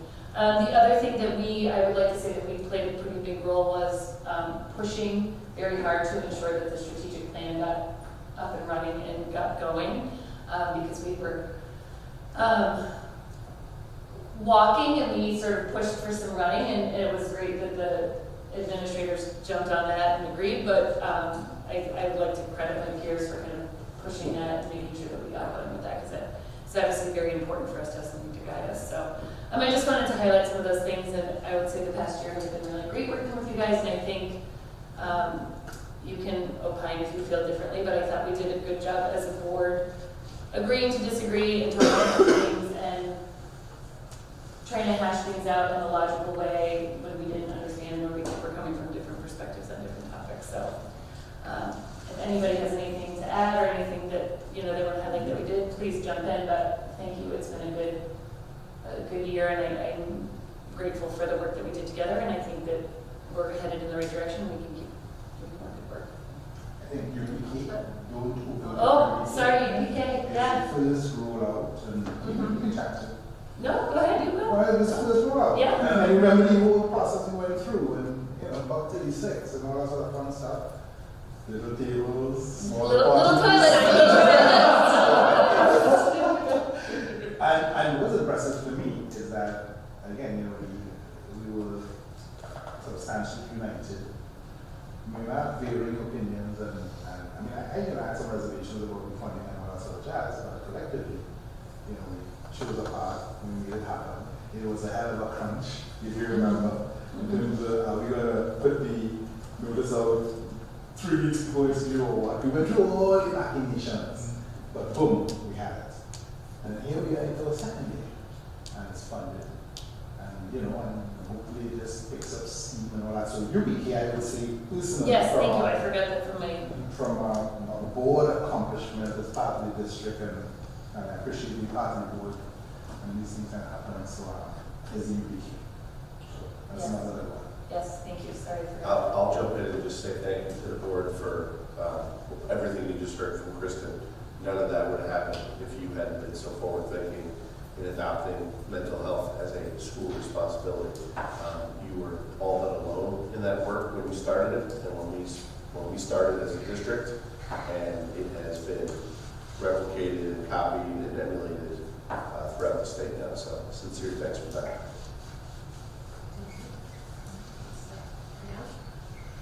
All right, anything else, or should we keep on trucking? Because we're getting to my speed real soon. Good? Okay. Up next, we have committee updates. So I would be looking for 3 committee updates: curriculum, ABF, but I think that would be more just to tell them when our next meeting is, because we don't actually have an update because we just came off our Christmas season. And then policy, which we can roll into, and I'll let you roll into next when we get to that. So maybe whoever was at the curriculum committee tonight could start and give us a little update on curriculum committee. That would be me, yes. So we met again this evening to talk about science in the district. And we had 8 community members. What was it? Yep. 8, okay. 8 community members present. It was a really good conversation. I think where we were really kind of able to dive into some different things happening with science across the district, identify some areas in need of review. Communication was one of those in the report cards that kind of came up several times. And just kind of taking a look at what are the district priorities regarding science. Recently, you know, the really big heavy lifts have been the K-8 literacy continuum and what that looked like and how we handled COVID, and now how do we really kind of move beyond that and tackle the next heavy lift, which is, you know, a big push for STEM instruction, especially at the younger grade level. So we didn't really come to a lot of conclusions, but it was a good discussion because we were able to identify some areas to take a closer look at. We will not meet again until the fall, prior to our first board meeting in the fall. But I would definitely say, you know, having that standing committee with a lot more voices and getting more of just family, parent input from all across the board has been rejuvenating to the committee itself. Just to clarify, so there are committee members, but the public could come if they chose to. At any time. So, and one of the things we really need to work on is like publishing ahead of time what the topic is, so that community members could come if there's something that they are particularly interested in. And you know, having this standing committee is still new. I'd say, I mean, we are still going through the whole roles process. How are we going to identify what each topic is? We definitely all agreed, yes, we want a calendar of events to talk about, but we also want our calendar to be open enough that if something is buzzing around the community or we're noticing a particular topic that seems, you know, hot at that moment, that we can address that in a more timely manner than, you know, having everything need to be like, this is scheduled 3 months out. So some of the teacher presentations people need notice because they're skinny honest teachers and they're going to do it outrageously well when they come in and present. But we also need that open dialogue opportunity. That was really the spirit of it too, is Yes. it's a little bit of both. We're still figuring out where that balance is, but And potentially having less really formal presentations and more Yeah. just getting people in a room together, face to face, to have a conversation that's different than open house, and it's different than curriculum night, and it's different than a parent-teacher conference. So a lot of it really is just getting people in a room together. it's nice to just have the opportunity to discuss finite resources, finite time, and just being able to have a human conversation with people that have an opportunity to ask you questions or, understand that Robin from Peter to Paul thing, that we're always trying to find that balance and what the priorities are. And I think, again, back to your strategic plan comment, is to keep the focus of the work on the priorities and make sure that the community is aware of those priorities, and that all the work is focused on those priorities. So that's intended to be our North Star and will continue to be, but there's some great stuff that came out of that meeting about schedule optimization, and then you're just looking at different models and getting the people in the room to understand all the moving parts that go into making some of these decisions. So, Awesome. Thank you. Any questions about the campus? EBF Connor, when's our next meeting? Tentatively which one? The one thing I did want to say, Of what month? What's Tuesday? June. Oh, Great. Uh, Let's like, yeah. here comes the butt. But That's the second one. As you know, there were 3 open seats for the board. what? Yeah. A community member who was on ABF got one of the seats at, Jen Young, whose term starts July 1st, is an EBF committee member prior to her being on. so you cannot have both people on committees. Audit, budget, finance.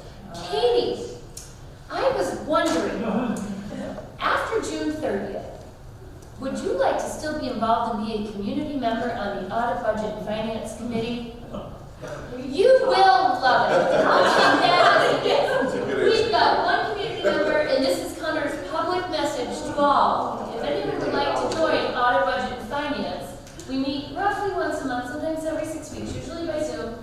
And we would love to have you because it is a committee that is open to the public and can only have a maximum of 3 board members, because once we hit 4, someone has to go home because it's considered an informal, unplanned board meeting, and then you are in violation of open meeting, public meeting law, 1, 2, 3, 4, 5, 6, 7. So we will be taking names and phone numbers, and we will stalk you till you say yes. So just Come join us. internal Katie's here. conversation before would have to have. Yeah. Or we would teach, so whoever teaches. Yeah. Yeah, You guys, you guys, Absolutely. Sorry? Rock, paper, scissors.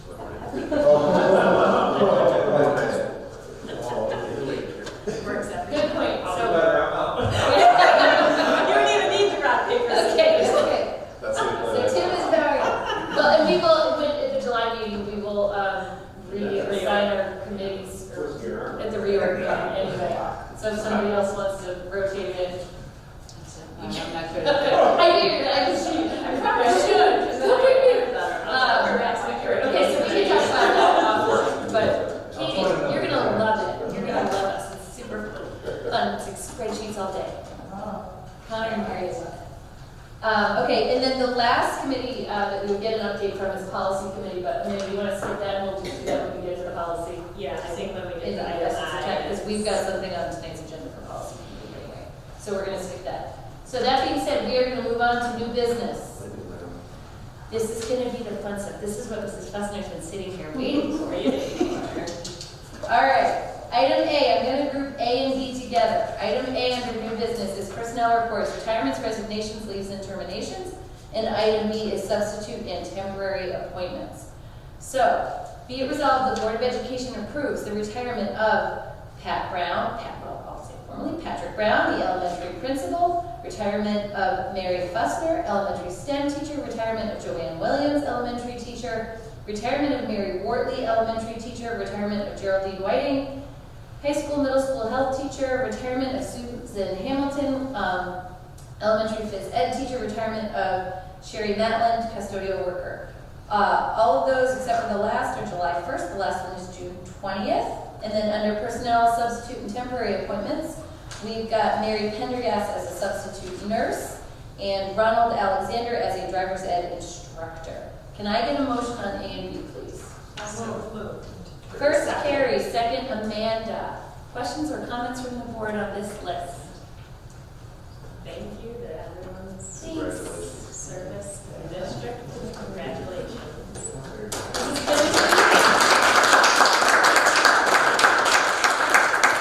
I will just add, I did like a little stint of substitute teaching prior to me being on the board, and I substituted in her class a couple times, and you go in there, and there's like 47 little mini paper cups with 1 drop of red dye, plus a car, and a marble, and a thumb, a stick, and she's like, okay, I left you instructions. All you have to do is take the 14 cups, stack them on top of each other, have the kids balance a paper clip, roll the marble across the room, count how many feet it goes, see what color the light changes, and then just put it on a chart. It's really easy. Oh, and yes, the kids are in first grade. And I was like, should I practice this? Because if I have to assemble itself back together again, I will never get it right. And they loved everything, and they were like little mad scientists in there and trying their experiments. And, it was a mix of counting and measuring and cause and effect and all kinds of stuff. And it was fun to see it as, kind of the parent substitute teacher. And now on the board and looking at it in a different light and a step back, it's just, so thank you for all you did. I know the kids love your class. And The number of kids that's what they go home and talk about. Guess what we did with this bus trip today. Congratulations on your retirement. Congratulations to everybody on the list. They will all be mentioned again in about 30 seconds, so stay tuned. Any other questions or comments on A and B? Yeah, are we offering paragraph here only in the skinny house again? Yes. So we're not going to BOCES like in the past this year? Well, she's not offering it anymore, they're lending us the materials and stuff, but we have to, Well, we used to have it here, we had our own driver's ed tea bag. That was part of the day, the school day. It was the best part of it. Yeah. Yeah, it's glad to have it back because it does benefit our. Is it just during the summer, or is it? Yes. Yeah. it's like 6 years ago. Yeah. Can Yeah, any, Troy, you're can talking any about other it, students hear me? Oh, yeah. Can any, They had me, Can any students they had hear me me? piece the trailer back a couple times. yeah, they don't, obviously can't take really. Oh, okay. It was the one who found this person, I went to BOCES and kind of coordinated it. Okay. Once BOCES dropped it, we picked it up. Okay, but is it free for our students? It's free, I believe, but not allowed to do it. It's a lottery. Every day during the summer, yeah. It's capped, it's a lottery. Oh, there's only so many slots. Yeah, last time and right time. Okay. With the extra break on the side. During the period. Yeah, I don't know what the sign up process is, but like Raja was one to advocate and kind of Okay. did the background work on it. Awesome. Okay. Any other questions on A and B before we take a vote on these? Okay. All those in favor of passing A and B and all those names together, please say aye. Aye. Any opposed? Mrs. Fussner, I guess you're retired. Well. All right. Item C is going to be a bond resolution. This is a roll call vote, so each person, I'll say your name, and you have to say yea or nay on this one. You have it in your board packet. If you need to look at the extra thing. Be it resolved, the Board of Education approves the bus bond resolution outlined in the attachment. Can I get a motion on this? Tim, second by Dan. Connor, do you want to add anything on this? This is just the borrowing that will be added to the funds that were, the buses that were purchased this summer, that were voted on the May 16th vote. So we got permission from the community to spend these funds. Now we have to go borrow it. So it's just a resolution that puts these funds together. Thank you. Okay, so we'll just go down the line. You don't care what order I go in?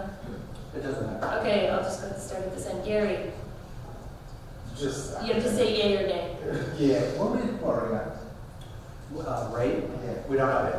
Okay, but- We'll borrow in August. It's Prime plus something, right? yeah. Okay, all right. Approved. Oh, sorry, you okay? Or whichever. Yeah. It gets approved. It gets, I approve, it gets bid. Yeah, sure. Mr. I'll Evans? just go with yes, that's what we hear. Then Ms. me, Blackler? Yay. Yes. Yes. Amanda? Yes. Yes. Yes, and I'm a yes. Thunder? Yep. I guess I'll have to call myself Amy. Okay, so that passes. We're going to move on to item D. Oh, look, here we are. The board resolution, I'm going to group this with E as well. These are both MOAs. Board of Education approves the attached MOAs for the Skaneateles Teachers Association. Joanne Williams, Mary Fussner, Geraldine Whiting, Mary Wortley, Susan Hamilton, and Becky Goodell. And the Board of Education approves the attached MOAs for the Administrators Association, and that is an assistant principal MOA and Pat Brown MOA as well. Can I get a motion on these? So First Gary, second Amanda. Questions or comments? Just do you want to explain what it is? Yes. So Eric, Yeah. can you just clarify, this is Yeah. same as we've done the past several meetings? Yep, for the retirement incentive, same for the teachers, the custodians, the administrators, people that elect to retire and then come back in service for the final year. Allows them to collect their full retirement from New York State and their full salary from the district. It's the same salary that was budgeted for this year. It benefits the employees greatly, and it benefits the district in that we have a very rare opportunity to have a calendar year to recruit.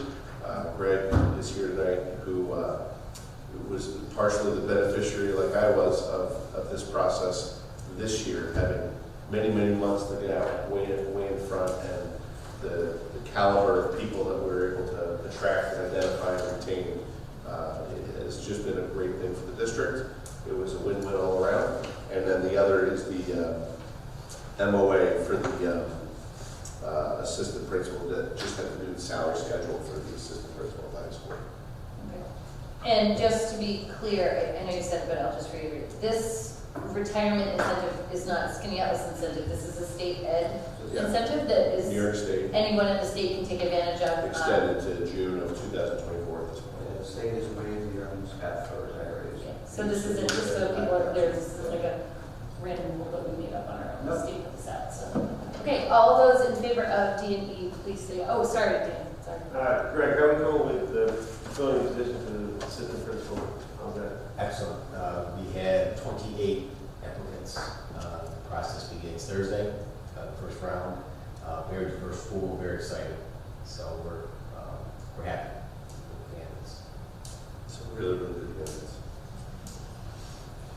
Sorry, Dan, about that. Any other questions? No? Okay, all those in favor of D and E, please say aye. Aye. Any opposed? Okay, both of those passes. I hope you enjoyed that 5-minute retirement. It's awesome.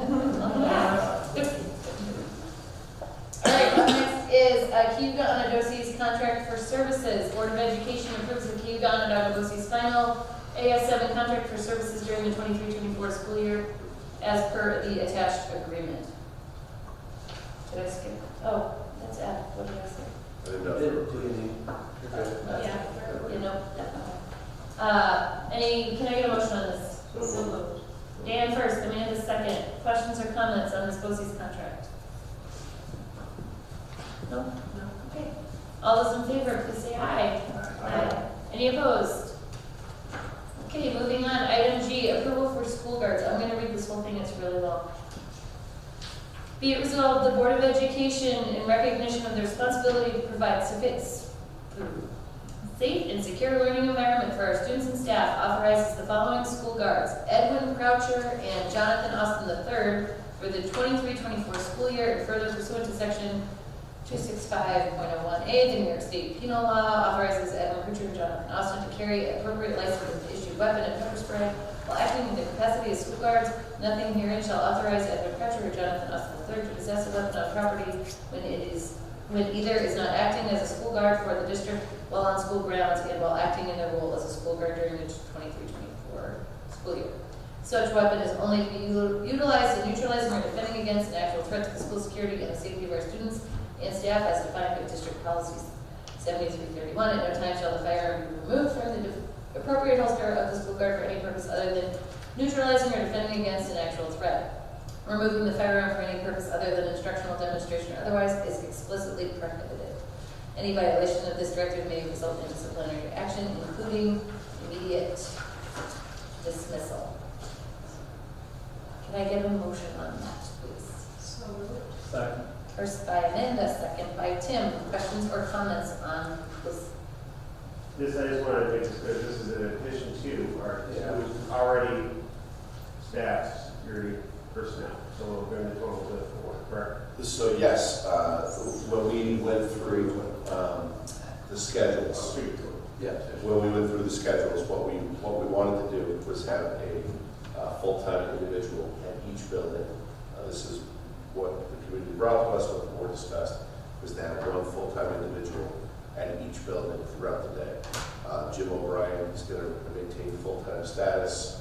We're hiring another full-time guard, Aidan Sherman, from September to December. We'll split half-time with the other half-time employee that we're hiring. So that'll be 3 full-time employees that will rotate throughout. So it's 3 FTEs. Correct. 3 FTEs, 4 individuals. Yeah, spread over 4 months. Correct.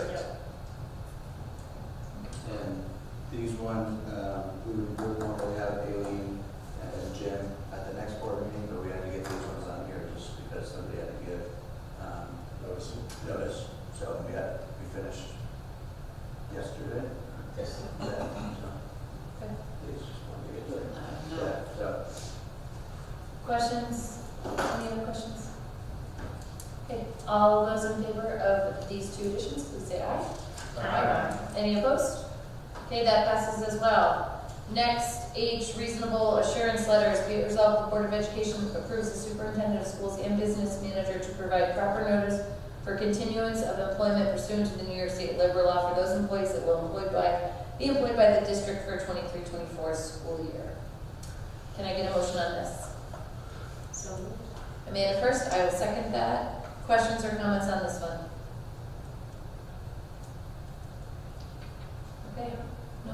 All right, all those in favor of passing H, please say aye. Aye. Any opposed? Okay, that one passes. Next, we are on the first reading of policy 7122. I just want to point out the board has a policy of policies that when we have a new policy, we do 1 reading of it first, and then it gets to marinate like out in the wind in the community for a month, and then we will do a second policy reading at the next board meeting, and typically if there's not any changes, we will then vote to adopt it. The only time that we've bypassed that is when we've updated policies that have come out of our policy service, which is Erie Josie's, and they are state policies that we do not get to opine on anyway, and they are what they are, so if they need an immediate change, we just read and pass immediately. This is a new policy that we are adding, and I'm going to pass it over to Amanda to explain what this policy is. So it's really just kind of updating our district to make sure that we are in, have everything just planned out for administration of Narcan if necessary, and then lays out who can administer it and to whom and what that looks like and where it is stored. And we took a look at some NISPA policies to make sure that we are in line with what their recommendations are. So it just outlines the housing and administration of Narcan in the suspected case of an opioid overdose. I would just like to add to that, we also had our attorney review the policy to make sure that we were covered legally, because this isn't the type of policy that our opinion or how we think it should work really is relevant. This is more of a very highly managed process with legal ramifications on all sides. So there was input from school nurses. Yeah. And Bethany Citron, who's our attorney. Is it necessary to read this whole policy? I'm wondering if we should just read the 1 paragraph right under opioid overdose prevention. Sure. Because it kind of summarizes much of it. Yeah, and then Connor, will this get posted on the website? or it is posted in board docs for the public to see. This is on on board docs, and then once it's adopted, it'll be on the policy. But if anybody wants to Yep, it's up there. review it, they can go to board docs. Sure, Amanda, why don't you just go through that one? So it says, in an effort to ensure the health and safety of its students and staff, Indiana SCSD will maintain and administer an opioid antagonist in its schools, specifically naloxone, otherwise known by its brand name Narcan, for use during emergencies to any student or staff member experiencing a known or suspected opioid overdose, regardless of a previous history of opioid abuse pursuant to the opioid overdose protection regulation. Nothing that prevents anybody from carrying it personally, correct? No. And anyone using it is covered under the Good Samaritan law. When it's in schools, there But- was basically, there were three options. You could become like a registered provider. You could handle things as any other medication is handled and administered by the school nurses. And then the third option, I'm forgetting off the top of my head, but it wasn't really applicable to us. I think because we immediately got, like, we were like, nope, and we went back and forth And between the two. it certified other people to administer beyond just our school nurses. For schools, it seems like the advice that we got from council was this was the best option. But there's nothing like, you know, like people can't have Advil or, you know, prescription medicine in their, you know, desk or purse or whatever technically, or students can't carry it. There, I mean, Narcan's over the counter, they can carry it. We're not expecting that kids in schools have it or have access to it. If it's going to be administered in school, it'll be by our nurses. Right, I'm not saying to necessarily administer, I'm just saying it's become a thing that people have. Yeah, if you're at a sports game, somebody in the crowd has not. Right. Yeah. I mean, this covers us as to What if my question comes separate from the policy? I mean, it's what our. And this allows us to stockpile established it Yeah. as a school, Yeah. right? However, you're right, I mean, I have. Yeah. Like, I went to a training, Yeah. I have Right. it, and there are many people who have it, who are covered under the Good Samaritan law, who use it. But this outlines our school's approach to, should we suspect or know an opioid overdose is happening by a student or staff member, how will we react? Where is it housed? What's our approach? The most applicable comparative was epinephrine. If we have a kid that had an EpiPen and being administered by a school nurse or something like that. So there's no board action required on this, just preview it if you have concerns, or if any community member has an opinion, they have 30 days to voice it, and then this will be reviewed and voted on at the next meeting, so we won't actually vote on anything on this time. Everyone okay with that? Any thoughts? Good? Okay. The next item, there's a whole bunch to group together here. One thing I want to point out, the first one is the calendar for next year.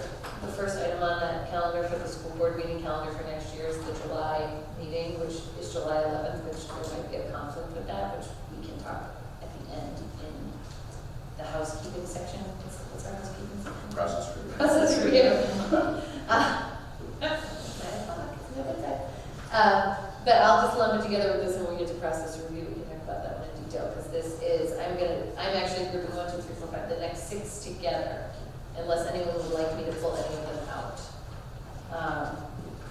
But I'll go through the list, and if you want one pulled out, just let me know. Item J is the 23-24 board meeting schedule. We always meet the first Tuesday of the month, except for budget season, which has a whole bunch of meetings in it. Item K is participation in the Oswego County BOCES Cooperative Education Purchasing Program for water testing and sampling. Item L is health services agreement with an Auburn City School District. Item M is an SEF grant for animal assisted therapy intensive. N is a disposal request of disposal from a reading log report? Is this what we're reading? Or is it No, reading? it's the reading out the library. Oh.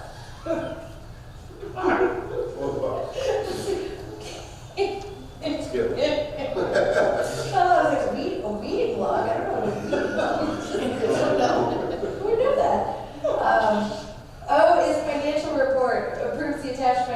reports. We have a whole bunch in our board packet, which is in the online version that we look at. And item P is CSE, CPSE, and 504 reports, which are also in your online board packet. So if I could get a motion, if anyone is so inclined, on JK, LM, and O, and P, that'd be great. First by Amanda, second by Carrie. Questions or comments on any of these items, especially the weeding one?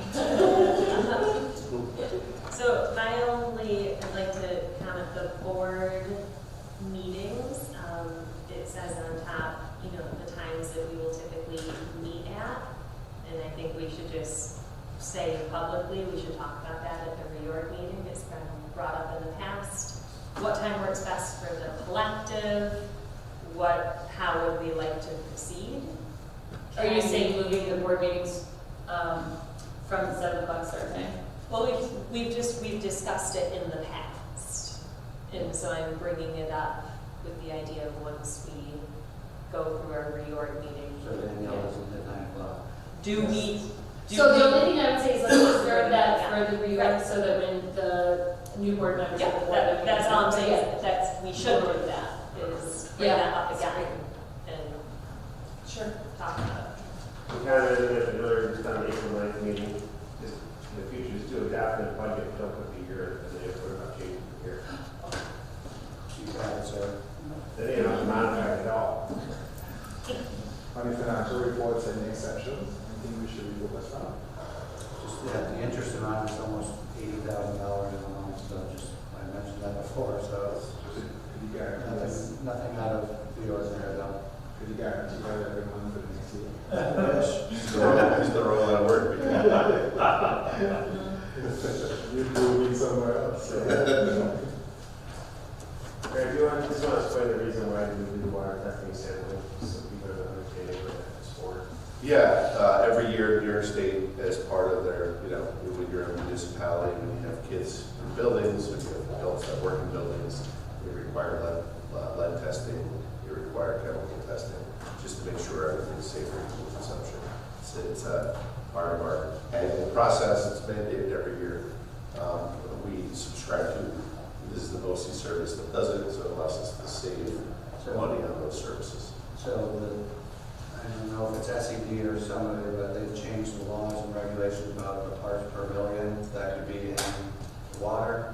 So districts are going to one service for more experts on it. So we are collaborative doing that. So and the same person, whoever's part of that is.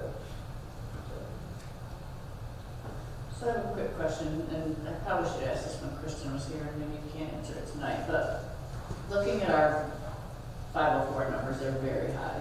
And then to your point, the majority of them are anxiety. So why do you think parents feel the need to go to the point of having a 504 plan? And why do they feel like we're not giving them services anyway, or what the student needs? Why do they feel it's, Yeah, I don't necessarily think that that's the case. I think that they're seeking out the Office of Student Support and Family Engagement. I think they're seeking Kristen out for support for their kids. I have not received any information that any of that is out of frustration or as a last resort. It's really just a way of memorializing some of the services and supports that kids need to be successful. I'm a little concerned about that, why we should be giving those services. It shouldn't be necessary to go to a 504 plan. If a student needs something, we give it.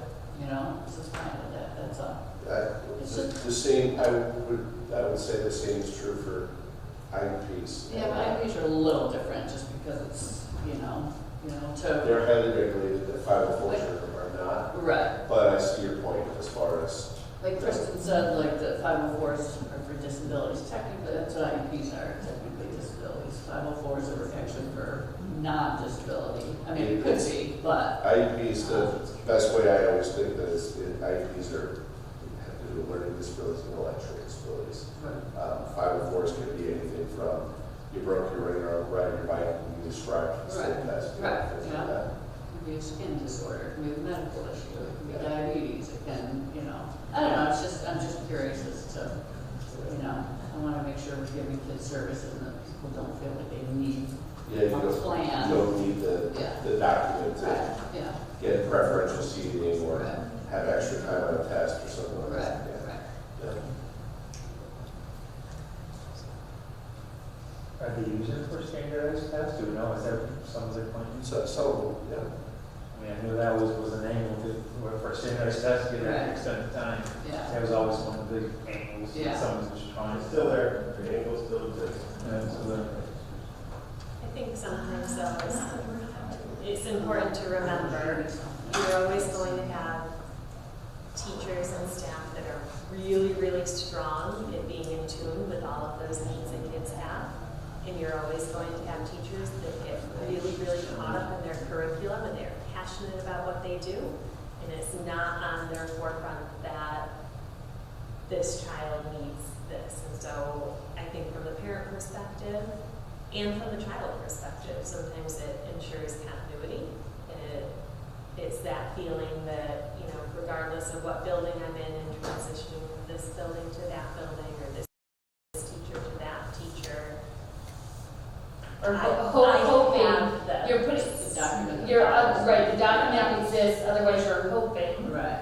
And so I think we. that everybody knows what you need and, or remembers, or Right. reaches out to you if you are too young or too shy or too whatever to advocate for yourself. You're, you know, instead of hoping that it'll all work out, you're kind of Or I think taking some action. from a parent perspective, sometimes it eliminates the need to have the same conversation with every one of your kids' teachers every year, year after year. And I think you reference an objective as opposed to subjective measure. If you just say that services on Friday, these things all be taken care of, very well, fine. Some folks probably prefer to go with 5 or 4 because it says once you do that, Just memorialize thou it. shalt organize. So that may be a different focus. And it ties in with what we went through the last 2 months. It would be interesting to see as we put more, everything that Kristen talked about in, like, you know, more teacher training in place, more proactive things.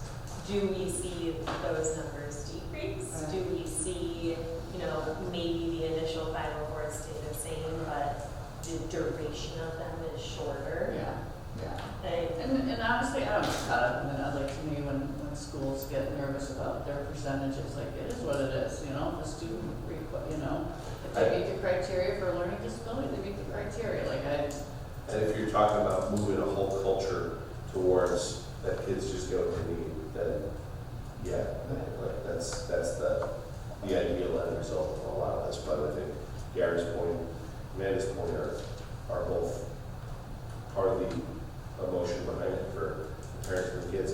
Even when I meet with the kids and I ask them, hey, like, you're under a tremendous stress and pressure, and you feel all this anxiety. Where is it coming from? Is it us? Is it your parents? Is it your peers? Their answers are all over the place. And I think a lot of it is still related to, you know, the lost experiences that a lot of these kids had during COVID-19, coupled with, you know, their cheese got moved in a major way. Kids that were going to college and wound up locked in the dorm room taking online classes when I had sort of this vision of what this thing would be forever, and that was something completely different.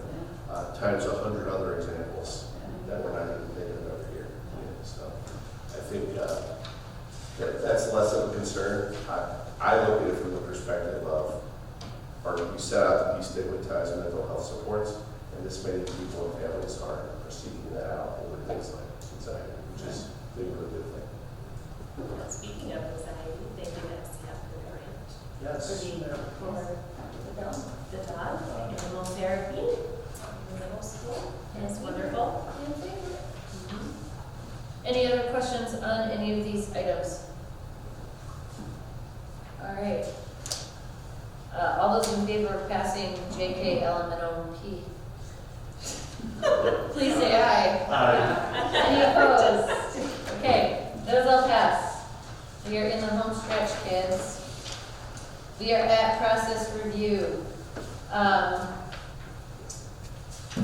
The next board meeting would really be on the 4th of July, which is not happening. So it is set for June 11th, but, I'm sorry, July 11th. But there's someone, I forgot, that he's got a family vacation, which you just mentioned. Is there an opportunity for the board to change it? Our legal requirement is we have to have the meeting completed by July 15th, right? Because it is our reorg meeting, so for State School Board Association or whatever it is, we've got to host it by July 15th. So I know board members, we had gone back and forth on email a couple of weeks ago to figure out a solution, and we came up with July 11th, but here we are again, because we do have to have a superintendent at the board meeting. Is either like July 6th or July 7th? There were multiple board members that said they were free the end of that 4th of July week. And if you guys need to look at your calendar, we can take this offline and talk about it later, if that is easier for people. I'll tell you, I'm unavailable that first week in July. So I will not be available. Vacationing. I will not be in the country. Yeah, I'm pretty sure I'm supposed to be out from the 5th to the 10th. Off guard. Sorry. I'll leave it. Okay. Let me check my schedule. I got nothing. All right. Can we do this, Dan? Can you, or you definitely know you're, Gary, are you definitely sure you're out? Or do No, you let need me to? go verify. You go verify. I'm sure. Because the men in my life right now need to be verifying things. So, if you can verify, we'll take it offline. Are you around? I think prior to the 11th, I can be, I can't. Prior to I can't remember the. Okay. Okay. Prior to 4th of July, I'll be here. Okay, yeah, ready to go back here barbecue. All right, so I will shoot an email out tomorrow to everyone, we will figure it out. Gary, if you could just check your calendar, that would be great, and I will double check with Jen Young, because she will be joining that meeting as well, and then we'll figure it out, and hopefully get to that. The other thing I'd say too is if you need to change the time, it's more convenient. Okay, It doesn't need to be, it's reorg, so it doesn't need to be the traditional time. It's summer too. as well. It's summer. okay. You know, Let me see if I can get people first, and then we'll. As we celebrate all of our accomplishments this year, I'd like to just say publicly, this is our last video meeting. As we talk about, New York State ending the open meetings law for remote and videotaped board meetings, this will be the last one. So when we meet back together for reorg, and whenever this July date is, please come in person if you would like to join us. Stop sending me texts about what I'm drinking.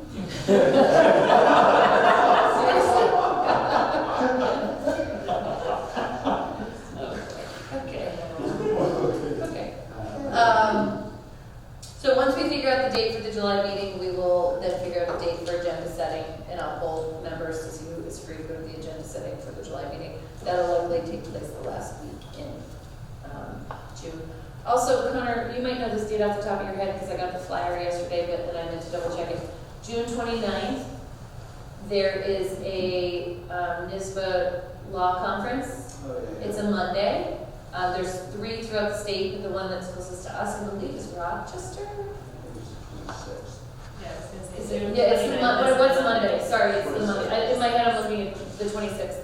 So if any board member would like to attend that, please let Connor know. I think I'm going to go. I just want to double check something first. Just email me and we'll arrange. And then he'll send you up. But it's a full day law conference. There's a couple topics of pressing issues that are kind of coming up for school boards and things that we need to have on our radar. It's in Rochester, you said? I believe so. There was a flyer that came in the mail yesterday. It is an all-day thing, but they're pretty good. I've gone to a couple of them over the past couple of years, and usually the content, some of it, applies to certain schools that are, much bigger than us. But usually you can choose one of your sessions, and the other one's a standard group session, and you usually walk away with something.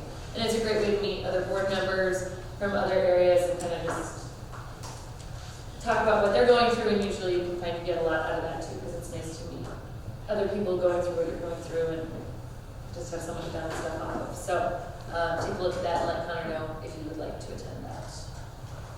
One thing about reorg, first, Danielle, thank you for, congrats for first year taking the throne for our president, but just a knock around in your heads for your next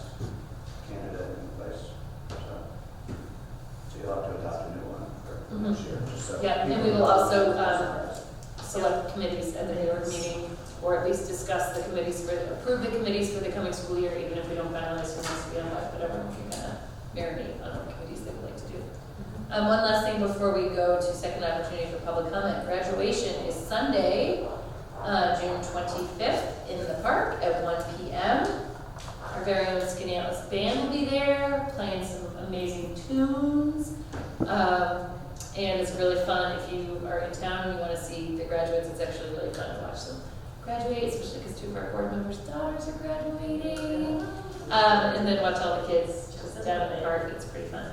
Tammy Dunn's last, we have a tradition of meeting in the park at like 6 a.m. on graduation morning, and that'll be her last one. Are you gonna put your chairs up there? What's Are that? you gonna be putting your chairs up this year? Never put chairs up. I just wanted to see it. Yeah. One of the perks of having a kid work for the mid-lakes, is you can stick them on the boat. There you go. Now we're at our second, if nobody has anything else, we'll move on to second opportunity for public comment. You guys have anything? You good? All right, we are at second opportunity for public comment. I will not read the spiel I wrote at the beginning because it applies at the end as well. But if anybody would like to speak, now is your opportunity. And there's a nice, tall man. Did you see it slowly lower?